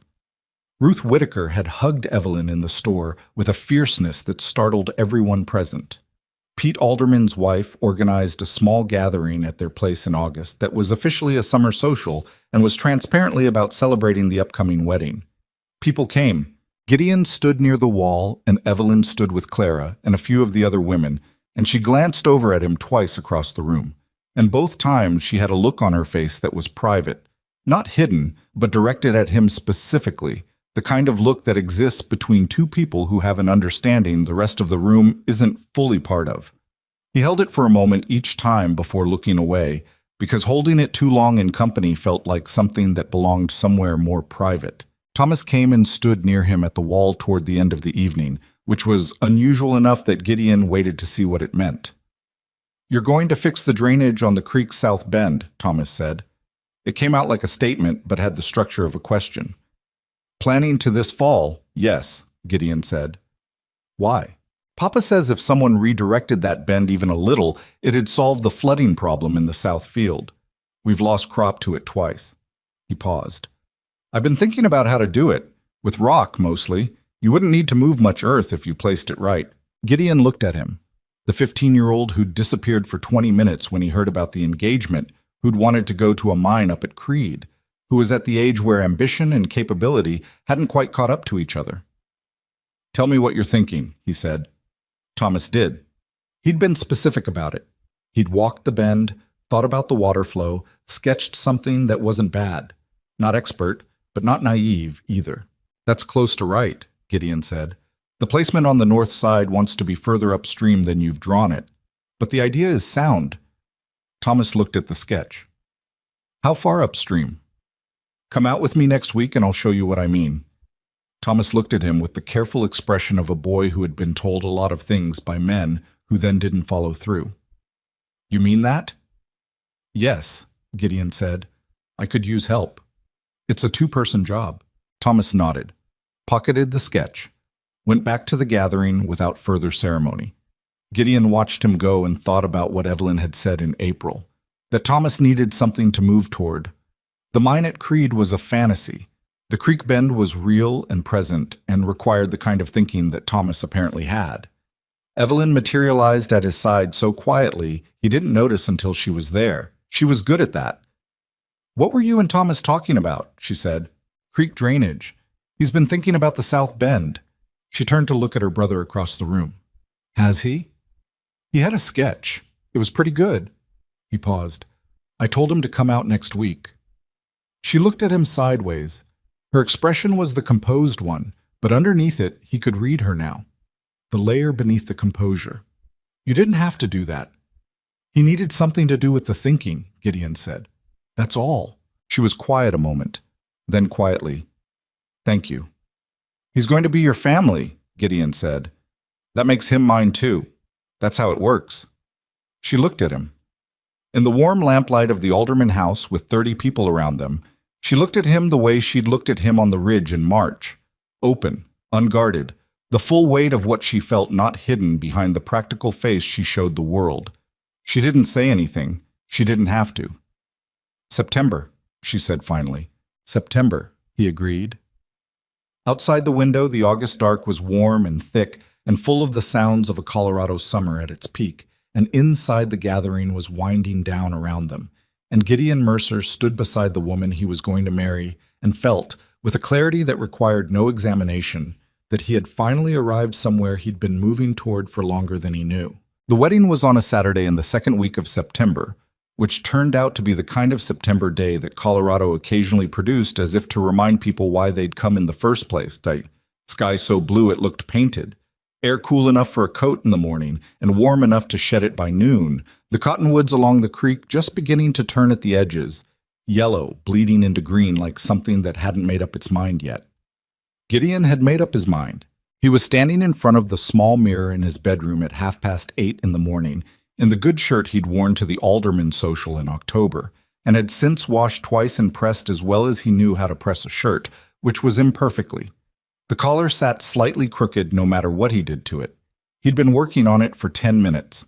Pete Alderman was leaning in the doorway watching him with the resigned patience of a man who had been married for 12 years and had not forgotten how the morning of his own wedding had gone. Leave it, Pete said. It's crooked. It's been crooked for 5 minutes and you haven't fixed it. Leave it. He pushed off the doorframe. She's marrying you, not the collar. Gideon left it. The ceremony was held in the field beside the Whitaker store, which was where gatherings happened in Silver Hollow, and by 10 o'clock there were 43 people there, which was nearly everyone in the settlement and several people from the surrounding valley who'd made the trip. Ruth Whitaker had organized something with ribbon and late-season wildflowers that transformed the ordinary field into something that looked, if not exactly formal, then at least intentional. A judge had come from the county seat, a man named Farrow, 60, with impressive side whiskers and the air of someone who had performed this ceremony enough times to understand that the couple in front of him was the point of it, not him. Walter Rowan walked Evelyn out from the Whitaker house where she'd been getting ready with Clara, and when Gideon saw her, he stopped thinking about the collar entirely. She was wearing a dress the color of cream, not new but carefully altered. He learned later that she and Clara had worked on it for 3 weeks, taking in the waist, adding the small buttons at the cuff that caught the morning light. Her hair was up the way it had been at the Alderman social in October, the softer version, with a few dark strands loose at the sides.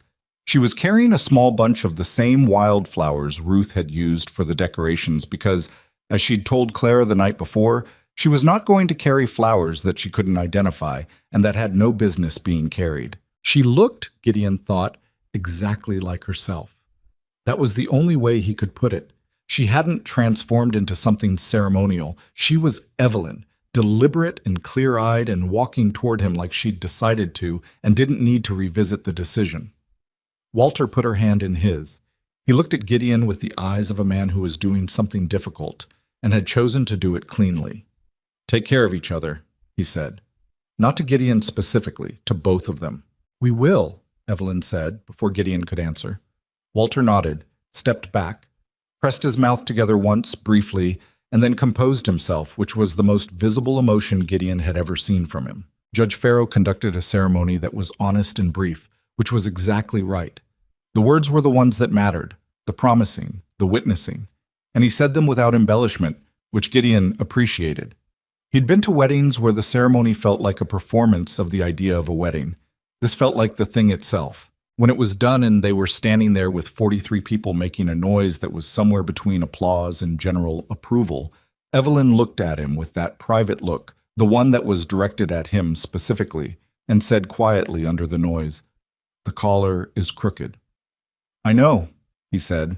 She reached up and straightened it with 2 fingers, quick and matter-of-fact, and then they were being approached from all directions, and there was no more quiet to be had for several hours.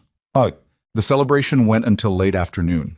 There was food that half the settlement had contributed to, and the fiddle player from the alderman's social who had improved marginally, and a great deal of conversation that Gideon participated in more than was his habit, because it turned out that when you were standing beside someone you wanted to be standing beside, the social parts of things were easier to manage. Clara cried again at some point during the meal. Thomas didn't disappear this time.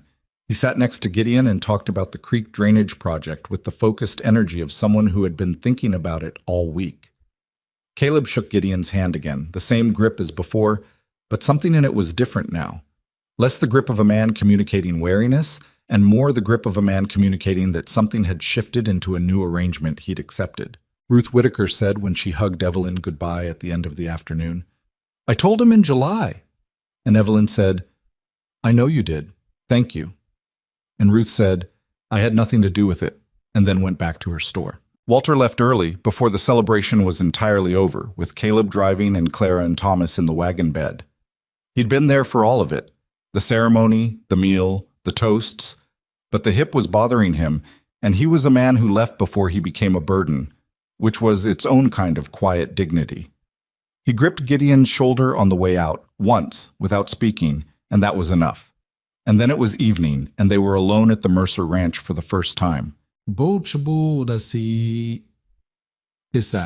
Evelyn walked through the house the way she'd walked the fence line in June, slowly, touching things, paying attention. He stood in the doorway and watched her, and didn't try to direct her or explain anything, because she was finding out what she needed to find out, and she didn't require a tour guide. She stopped in the kitchen at the new stove. "You replaced it," she said. "In June. It draws clean." She ran her hand along the top of it, opened the firebox, looked in, closed it. "Good," she said. She found the east window in the bedroom, stood in front of it in the evening light, which was fading now, but she could see the orientation. "Morning light," she said. "Yes." She turned around and looked at the room. He watched her see it the way he'd wanted her to see it, not performing a reaction but just registering it. After a moment she nodded once, the family nod, he thought, surprised, the confirmation that something was as it should be. She found the storage room last. He'd left it for last deliberately, and he wasn't sure how he'd arranged it that way, except that he'd walked her through the house in a particular order without acknowledging that he was doing it. She stood in the doorway. The desk was under the window.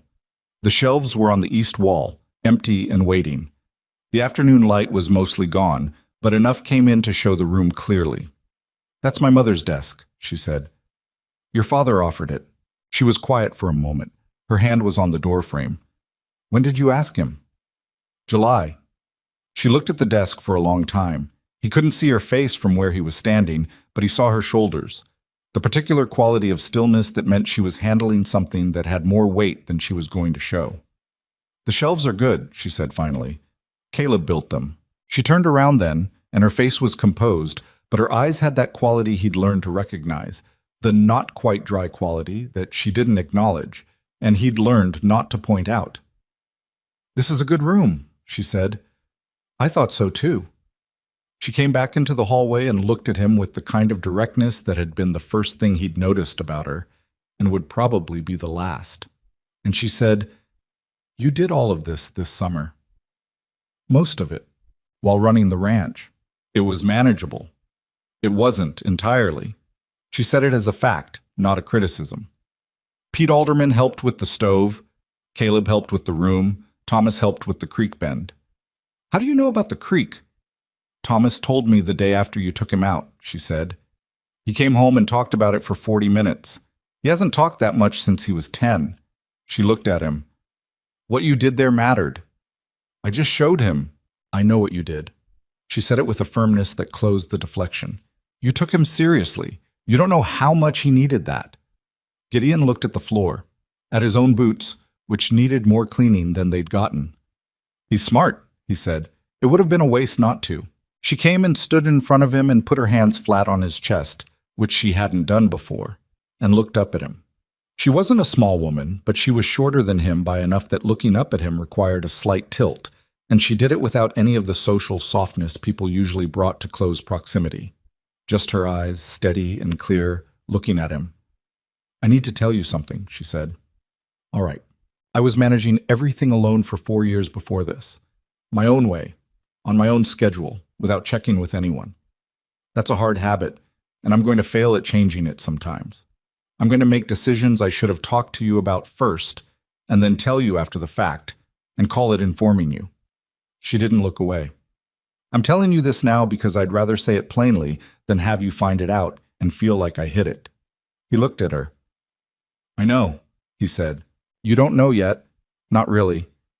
I know you well enough to know that, he said, and I know myself well enough to know that I'll close up when I should talk and go quiet when I should say what's bothering me, and that you'll figure it out anyway because you pay attention to everything, and that will sometimes irritate both of us. He held her gaze. We're not going to be perfect at this. No, she said, but we're going to try. Yes, she said, we are. She dropped her hands from his chest and turned toward the kitchen. I should make supper, she said. I don't know where you keep things yet. I'll show you, he said. It took longer than it should have, partly because the kitchen wasn't organized in any way that made obvious sense, which he admitted, and partly because they kept talking, the conversation ranging from the location of the salt to the state of the Mercer cattle to whether Thomas was going to be a problem about the mine in Creed or whether the Creek project had redirected him sufficiently. By the time they actually ate, it was full dark outside, and the lamp was the whole of the light, and the supper was simple, eggs and salt pork, cornbread from what Evelyn had found in the pantry, and he thought he'd never eaten a meal that tasted more like something real. The first winter of their marriage was not gentle. Colorado had bad winters and worse winters, and the winter of 1882 into 1883 was a worse one, cold that came in early October and didn't relent, snow in November that stayed, temperatures in January that killed 2 of Gideon's calves before he could get them inside, and frosted his water line solid for 11 days running. He was up before 4 most mornings, working in the dark with a lantern, and Evelyn was up with him. That was the first thing he hadn't anticipated, though he should have. She didn't sleep through his 4 a.m. mornings.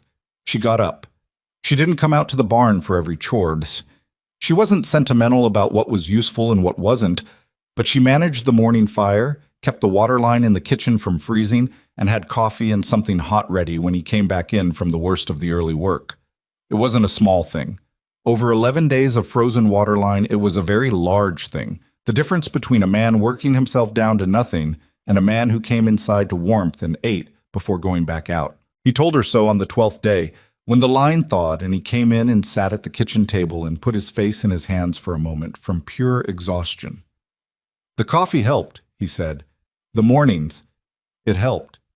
She set a plate in front of him. I know it did. That's why I made it. I mean, I'm grateful. Specifically. She sat down across from him with her own coffee and looked at him the way she looked at problems she was assessing. You look terrible, she said. Thank you. Have you slept more than 5 hours any night this week? Probably not. Then sleep today, after breakfast. I'll check the stock at midday. You don't need to...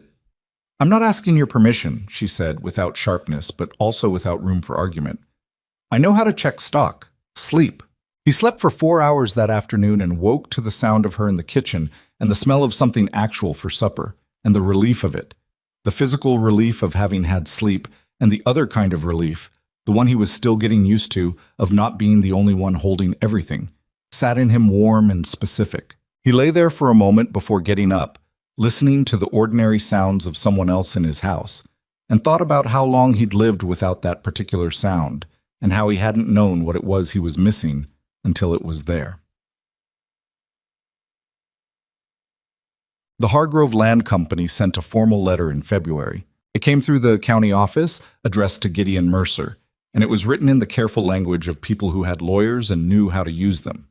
It offered to purchase the water rights on the north run of Silver Creek for what it called a fair market value, which was a number that had been calculated to seem large to a frontier rancher while being, if you thought about it carefully, considerably less than the rights were actually worth to an operation that needed reliable water for a mill. Evelyn read the letter twice and set it on the desk in her room without saying anything. Then she came to find Gideon in the barn.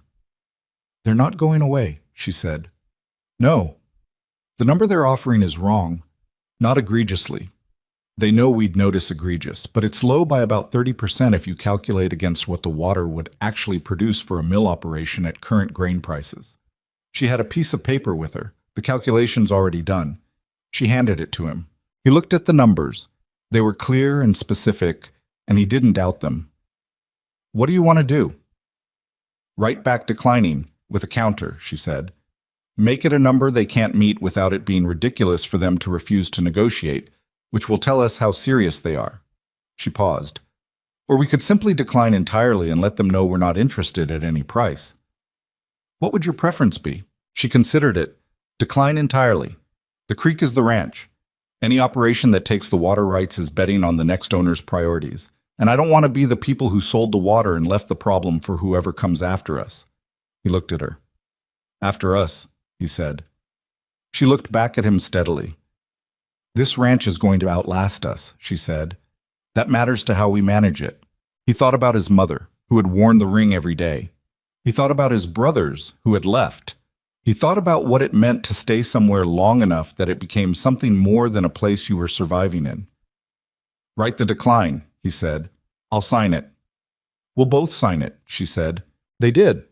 The letter went out on the next supply wagon to Pueblo, and they didn't hear from Hargrove Land Company again that winter, which wasn't the same as hearing the last of them, but was enough for the season.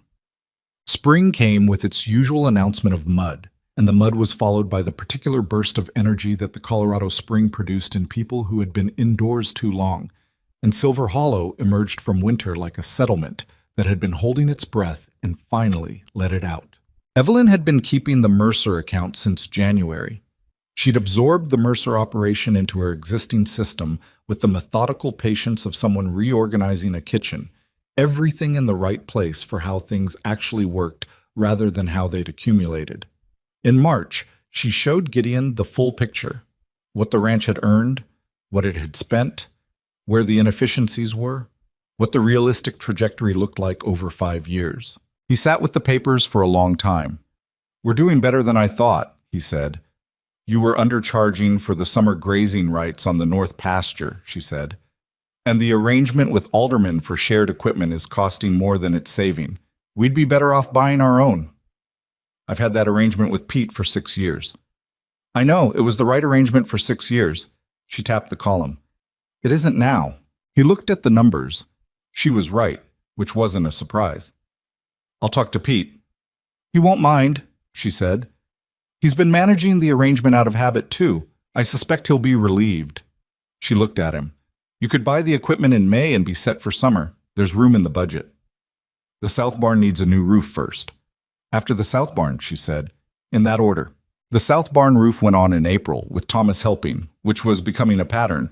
Thomas appearing on Saturdays with energy that needed direction, and Gideon providing it, teaching him the specific practical things that hadn't gotten covered in his education, simply because there was always more for a growing family to do than there were people to do it.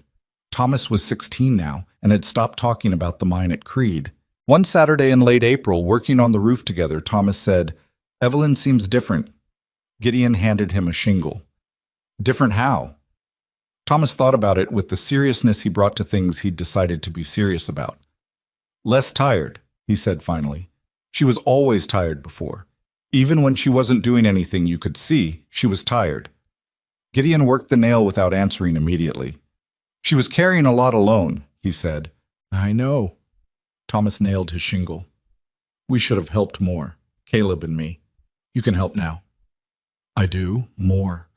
He got another shingle from the stack. She told me I was good at the creek calculations. She doesn't say things like that unless she means them. She doesn't, Gideon agreed. Thomas nailed the shingle. Below them, the ranch yard was green with the spring grass, and the creek was audible even from here, running fast with snowmelt, the same sound it had been making for as long as either of them had lived within hearing of it. "You're good for her," Thomas said, with the bluntness of someone who had decided to say a thing and was going to say it straight. "I wasn't sure at first. Now I'm sure." Gideon looked at him. "Thank you, Thomas." Thomas picked up another shingle. "Don't make it a thing," he said. Gideon didn't make it a thing. That evening he came into the kitchen, and Evelyn was at the table with the account books, her pen moving in the precise way it moved when she was absorbed, and the lamp was lit against the spring dusk, and the stove was warm with something she'd put on earlier. He stood in the doorway for a moment before she knew he was there, just looking. "Less tired," Thomas had said. She looked up, saw him in the doorway. "How's the roof?" "Done," he said. "Thomas is good." "He's very good," she said, with the specific warmth that came into her voice when she talked about her family and didn't bother to contain it. He just needed something to be good at. Gideon came in and sat down across from her, and she went back to the accounts. And he picked up the book he'd been working through, a surveying manual he'd ordered from Denver, the kind of engineering-adjacent reading that wouldn't make him an engineer, but gave the part of him that had wanted to be one something to do. The lamp burned between them. Outside, the spring dark settled in, and the creek ran, and the ranch was quiet in the specific way of a place that had enough going on in it that the quiet felt earned. He looked at her over the book.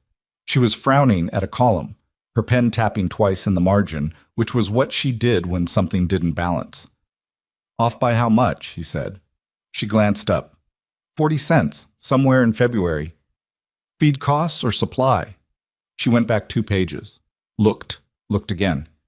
"Feed," she said. "I wrote 60 where it was 100. She made the correction, ran the column again with her finger, nodded. "There. You'd have found it. Eventually." She closed the book. "Are you hungry?" "I could eat." She got up to check what was on the stove, and he went back to the surveying manual, and the lamp burned on, and outside the first stars were coming into a sky that was still faintly green at the horizon, the way Colorado skies were in spring, and Gideon Mercer sat in his kitchen in the light his wife had lit, reading about things he'd wanted to understand since he was a boy, and the wanting didn't feel like loss anymore. It felt like something that had finally found a place to live. The second letter from Hargrove Land Company arrived in June of 1883, and it was different from the first. The first had been polite. The careful language of people who believed they were dealing with a rancher who didn't fully understand what he had. The second was still polite, but it had an edge to it, the kind that comes when an organization has decided that patience is no longer serving its purposes. The number was higher. The language around the consequences of declining was more specific.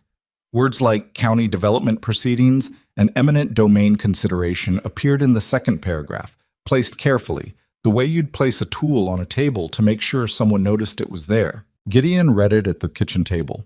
Then he handed it to Evelyn without comment. She read it once, set it down, picked it up and read it again, which she only did when something required more than one pass, when the thing being said and the thing being meant required separate attention. "They're bluffing about the eminent domain," she said. "How do you know?" "Because eminent domain requires a public use argument, and a private mill operation doesn't qualify under territorial law as it currently stands." She turned the letter over as if checking for something on the back. "They know that. They're hoping we don't." "And the county development proceedings?" "That one's real. They can file for a water use permit that would put our rights in front of a county board for review. It wouldn't succeed. Our documentation is solid, but it would take 6 months and cost us in legal fees we'd have to pay whether we won or not." She set the letter down flat. "That's what they're actually threatening." Gideon looked at the table, at the letter lying there, specific and deliberate in its careful handwriting. He thought about his mother's water rights that were his water rights now. He thought about the creek, which he'd been walking alongside since he was 21, and which had been the backdrop of every important thing that had happened to him in Silver Hollow.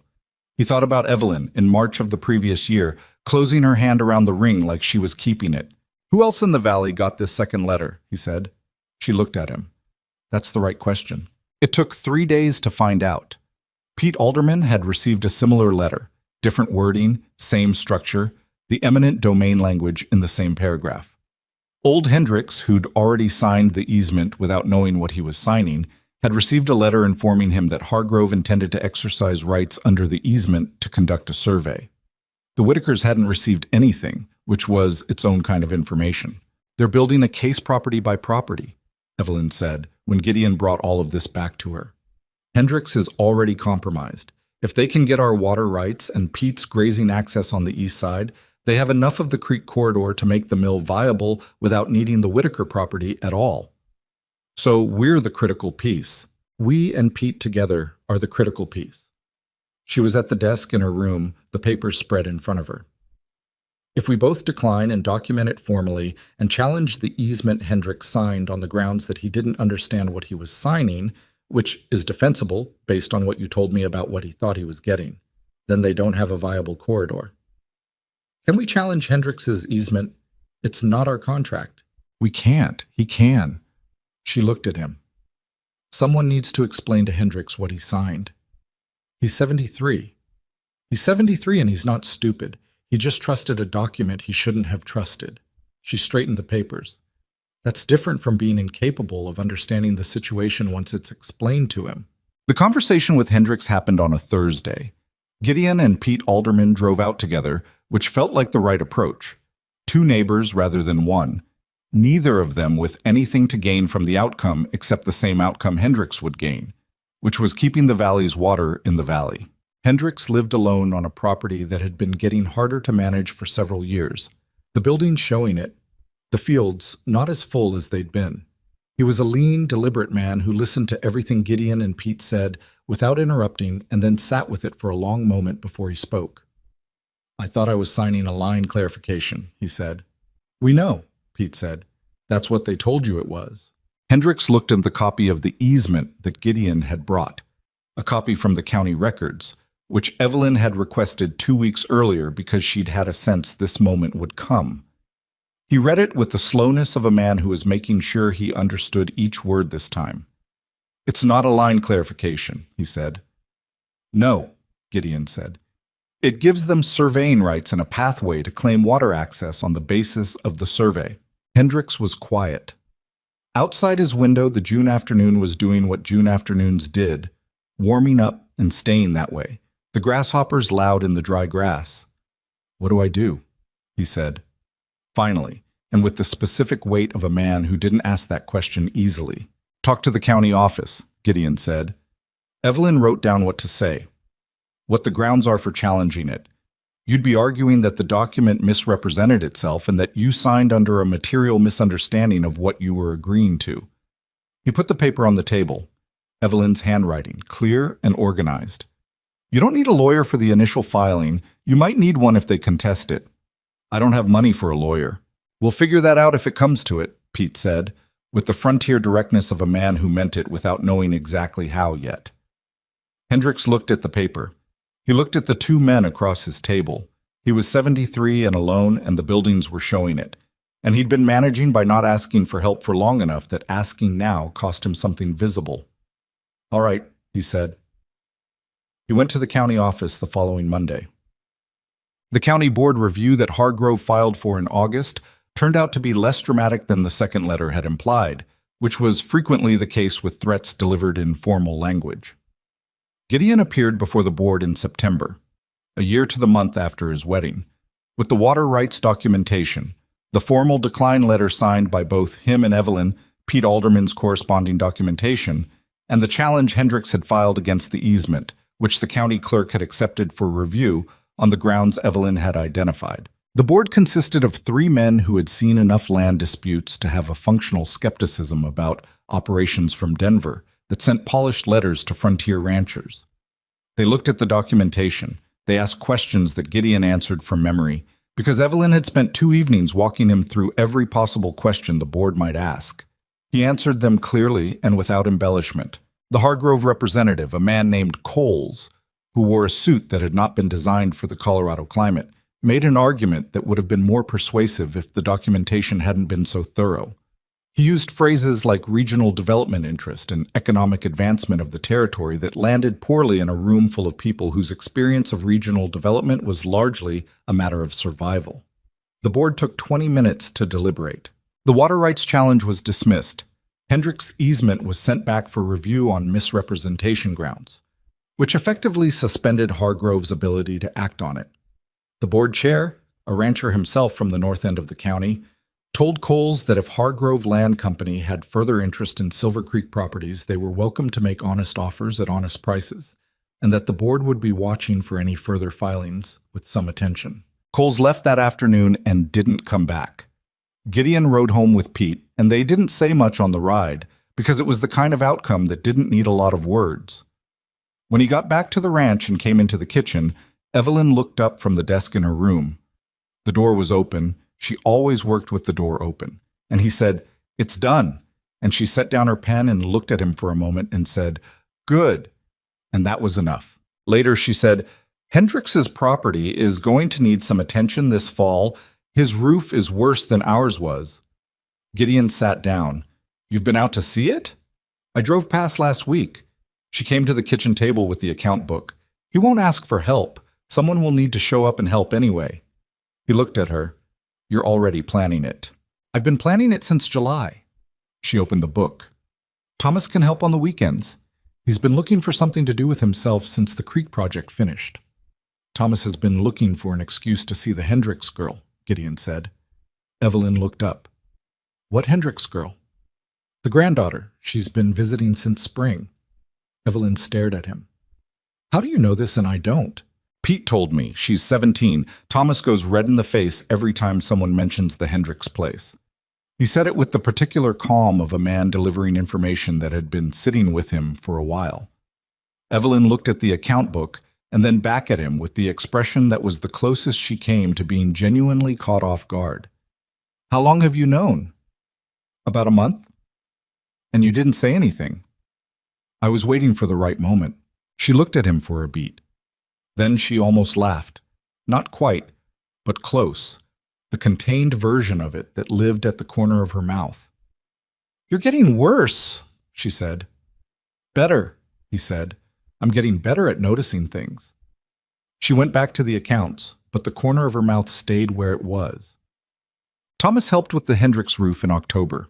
He was 17 now and had grown into his frame over the summer in the sudden way young men do, and he worked hard and without complaint and came home from the Hendricks place on Saturdays later than strictly required for roofing work. Evelyn said nothing about this to Thomas. She mentioned it once to Gideon briefly and then let it be, which was its own form of wisdom. Walter Rowan's hip got bad enough that winter that Caleb took over the active management of the Rowan cattle operation entirely, which was something Walter accepted with more grace than anyone had expected, partly because he was in enough pain to be practical about it, and partly because Caleb had been effectively running it for the past year anyway. Walter spent more time at the Mercer place that winter, which happened gradually enough that no one marked the exact point when it became normal. Showing up for supper twice a week, sitting with Gideon by the fire in the evenings when Evelyn was working at the desk, talking about the kind of things two men talk about when neither of them is performing for an audience. "You fixed the house up well," Walter said one January evening. Evelyn had the list. I know she had the list. Walter shifted his hip into the position that hurt least. "You did the work." "We both did." Walter looked at the fire. "She told her sister last month that this is the first winter she hasn't felt like she was managing against something," he said. "That it felt like moving forward instead of holding on." Gideon looked at the fire too. "She hasn't told me that." "No, she wouldn't. She'd think it would worry you. Like you'd feel responsible for the years before." Walter turned his pipe over in his hands. "She's still learning that you can say things without the other person making it their fault." "So am I," Gideon said. Walter looked at him. "I know," he said.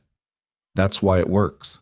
It was the most direct thing Walter Rowan had ever said to him, and he said it the way he said most things, as a simple statement of fact, with no interest in being thanked for it. Gideon didn't thank him. He just sat with it, and it sat well. James Mercer came back from California in March of 1884. He wrote first, which he hadn't done before showing up. a letter that arrived 2 weeks before he did, saying he was thinking of coming back if there was room, that he'd had enough of California, that he wanted to see what Gideon had built. The letter was 2 pages, like the one he'd written after hearing about Evelyn, longer than his habit. Something had changed in the tone of it, though Gideon couldn't put his finger on exactly what. He showed it to Evelyn, who read it once and said, "He's lonely." "That's what you said about the first letter." "He's more lonely now," she said. "He's been moving away from things long enough that there's nothing left to move toward." James arrived on a Wednesday afternoon, thinner than Gideon remembered, and older in the way people get old when they've been working at things that didn't pan out. He stood in the yard and looked at the ranch house and the barn and the greening fields and said, "You fixed the place up." "My wife had a list," Gideon said, and James looked at him, the specific look of someone registering a change they hadn't anticipated, and nodded. He stayed for supper that first night, and then he stayed through the end of the week because there was work to do and an extra pair of hands was useful, and nobody said out loud that what was actually happening was that they were letting him find his footing. Evelyn fed him and talked to him about California with the direct interest she had in things she didn't know about, asking specific questions that pulled out specific answers. And by the end of the first week, James had talked more about his years in California than he had in any letter he'd sent. He stayed through spring. He started helping Caleb with the Rowan cattle in May, which happened because Caleb mentioned the need, and James had the time and the skill, and by June it was an arrangement. He took a room in the Rowan house, where there was space since Thomas had moved to a small place near the Hendricks property, an arrangement that Ruth Whitaker described to the settlement with the satisfaction of a woman watching a prediction confirm itself. Gideon watched his brother find something to do with himself and thought about what Evelyn had said in November of 1882, standing at the creek bank with the water jar in her hand. "You're here now. That's the part that matters." He thought James had finally found out what here meant for him, and that it had taken California and several years of moving toward things that turned out to be wrong to know what it looked like. Some people needed the wrong things first. That was not a failure. That was just how some lives moved. The summer of 1884 was the kind that made you understand why people had come to Colorado in the first place. The rains came at the right times. The pastures stayed green later than usual. The creek ran clear and full, and the Mercer cattle were fat by August. Gideon rode his fences in the mornings, and the land looked the way it sometimes looked when you'd taken care of it, and it was taking care of you back. Not perfect, never perfect, but present and productive and real. He was 31. Evelyn was 27. They had been married nearly 2 years. There were things they still got wrong.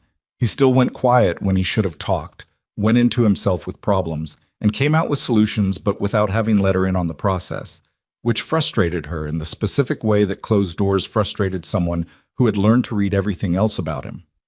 She still made decisions without him sometimes, acted on conclusions she'd reached alone, and told him after the fact in the careful, neutral tone that meant she knew she should have asked first. They argued about these things, not often, but genuinely, with the real friction of two people who had real edges. He said things he had to come back and unsay. She had a capacity for silence after a disagreement that lasted longer than was comfortable, but they came back. That was what he'd learned was the actual skill, not the not arguing, not the seamlessness, but the coming back, the willingness to sit down after the silence and say what was actually true and hear what was actually true in return, and find their way back to the same side of the problem.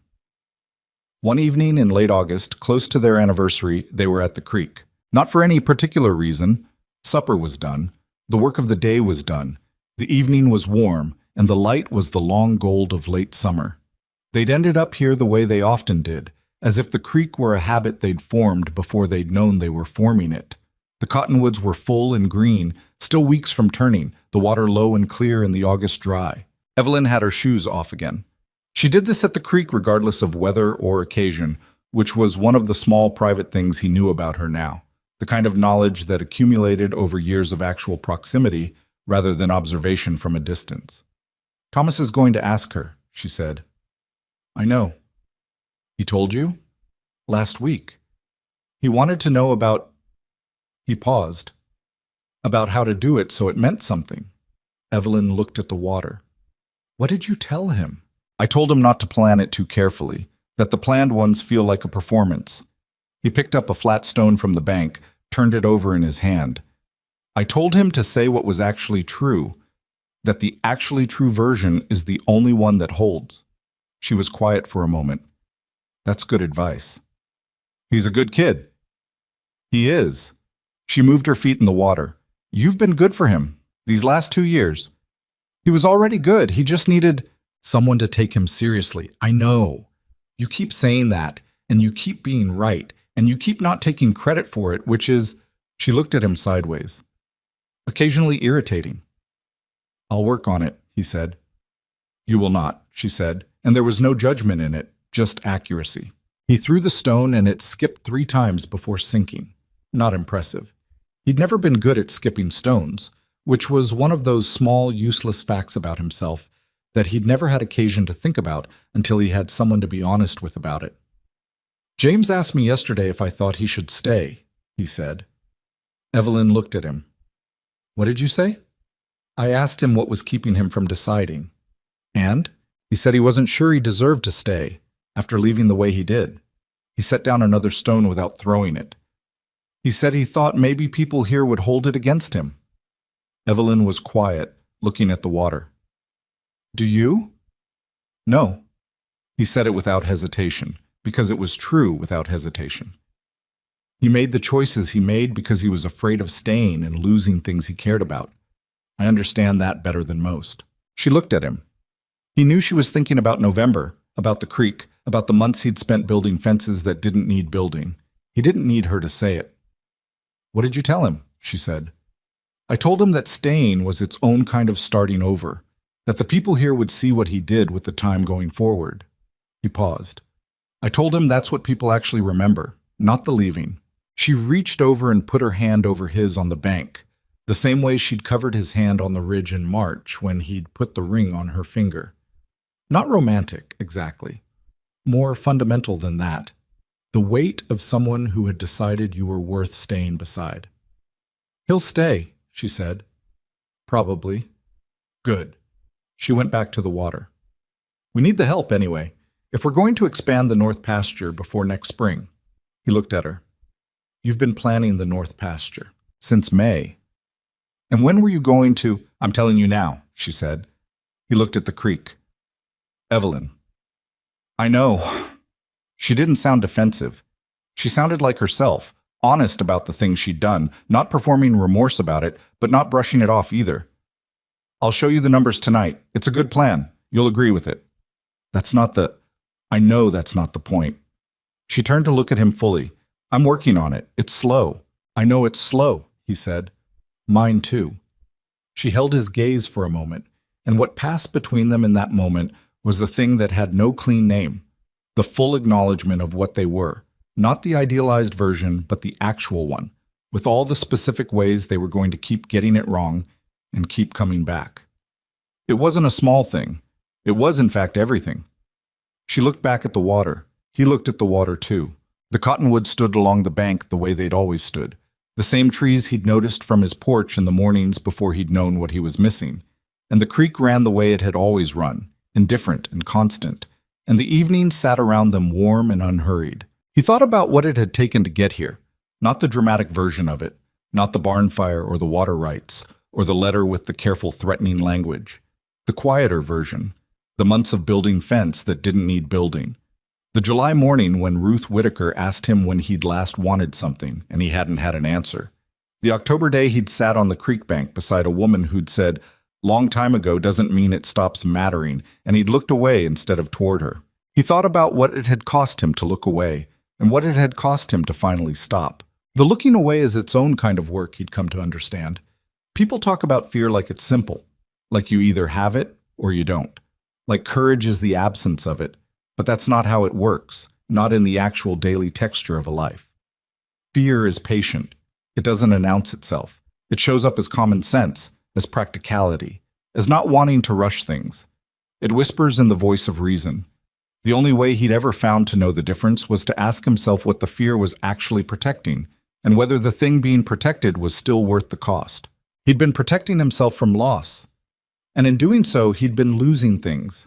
Time, connection, the future that was sitting right across the creek, without even the dignity of choosing to lose them, just drifting into the losing through inaction.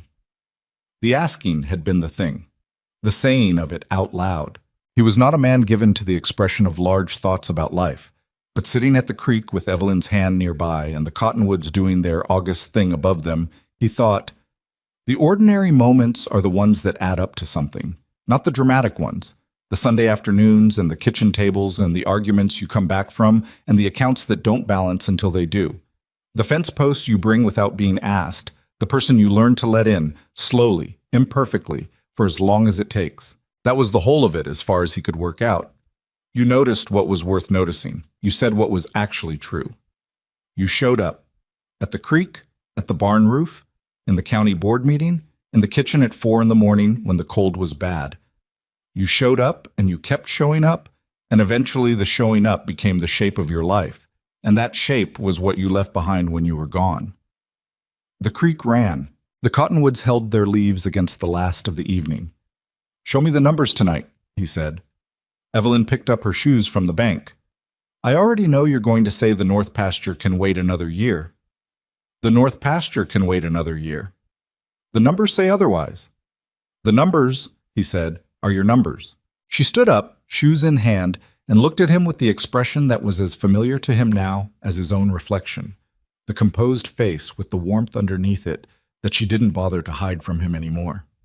Come inside, she said. I'll make the case. He got up from the bank.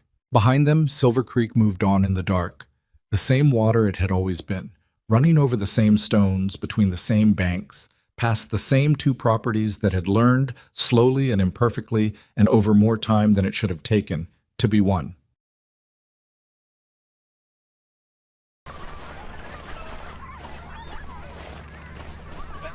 There's a mask guy. He's not real. Oh my god. Okay, let him on the ship. And there's a stop sign.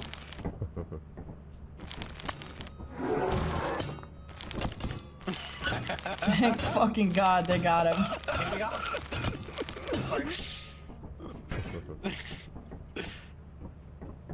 That's so funny. I think they're both dead. Do you want me to just help you return stuff?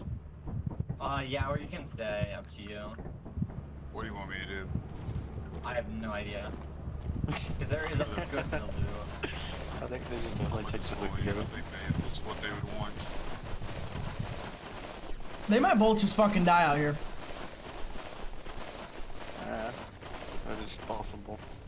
That sucks so fucking bad. You just hold this line. Did I hit him while I was blind? Yeah. I couldn't see I'm pretty shit, sure you man. did.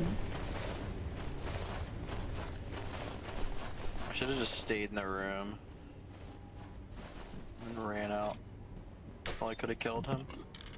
Dude, I've seen people do this shit, like, without even a stun. They just are so much better. How do you do it? I just watched a video and these guys literally just kited around him. That's exactly what I was trying to do, and he still killed me. And I got unblinded and hit him once in the eye and just got my shit blown off. There's a giant.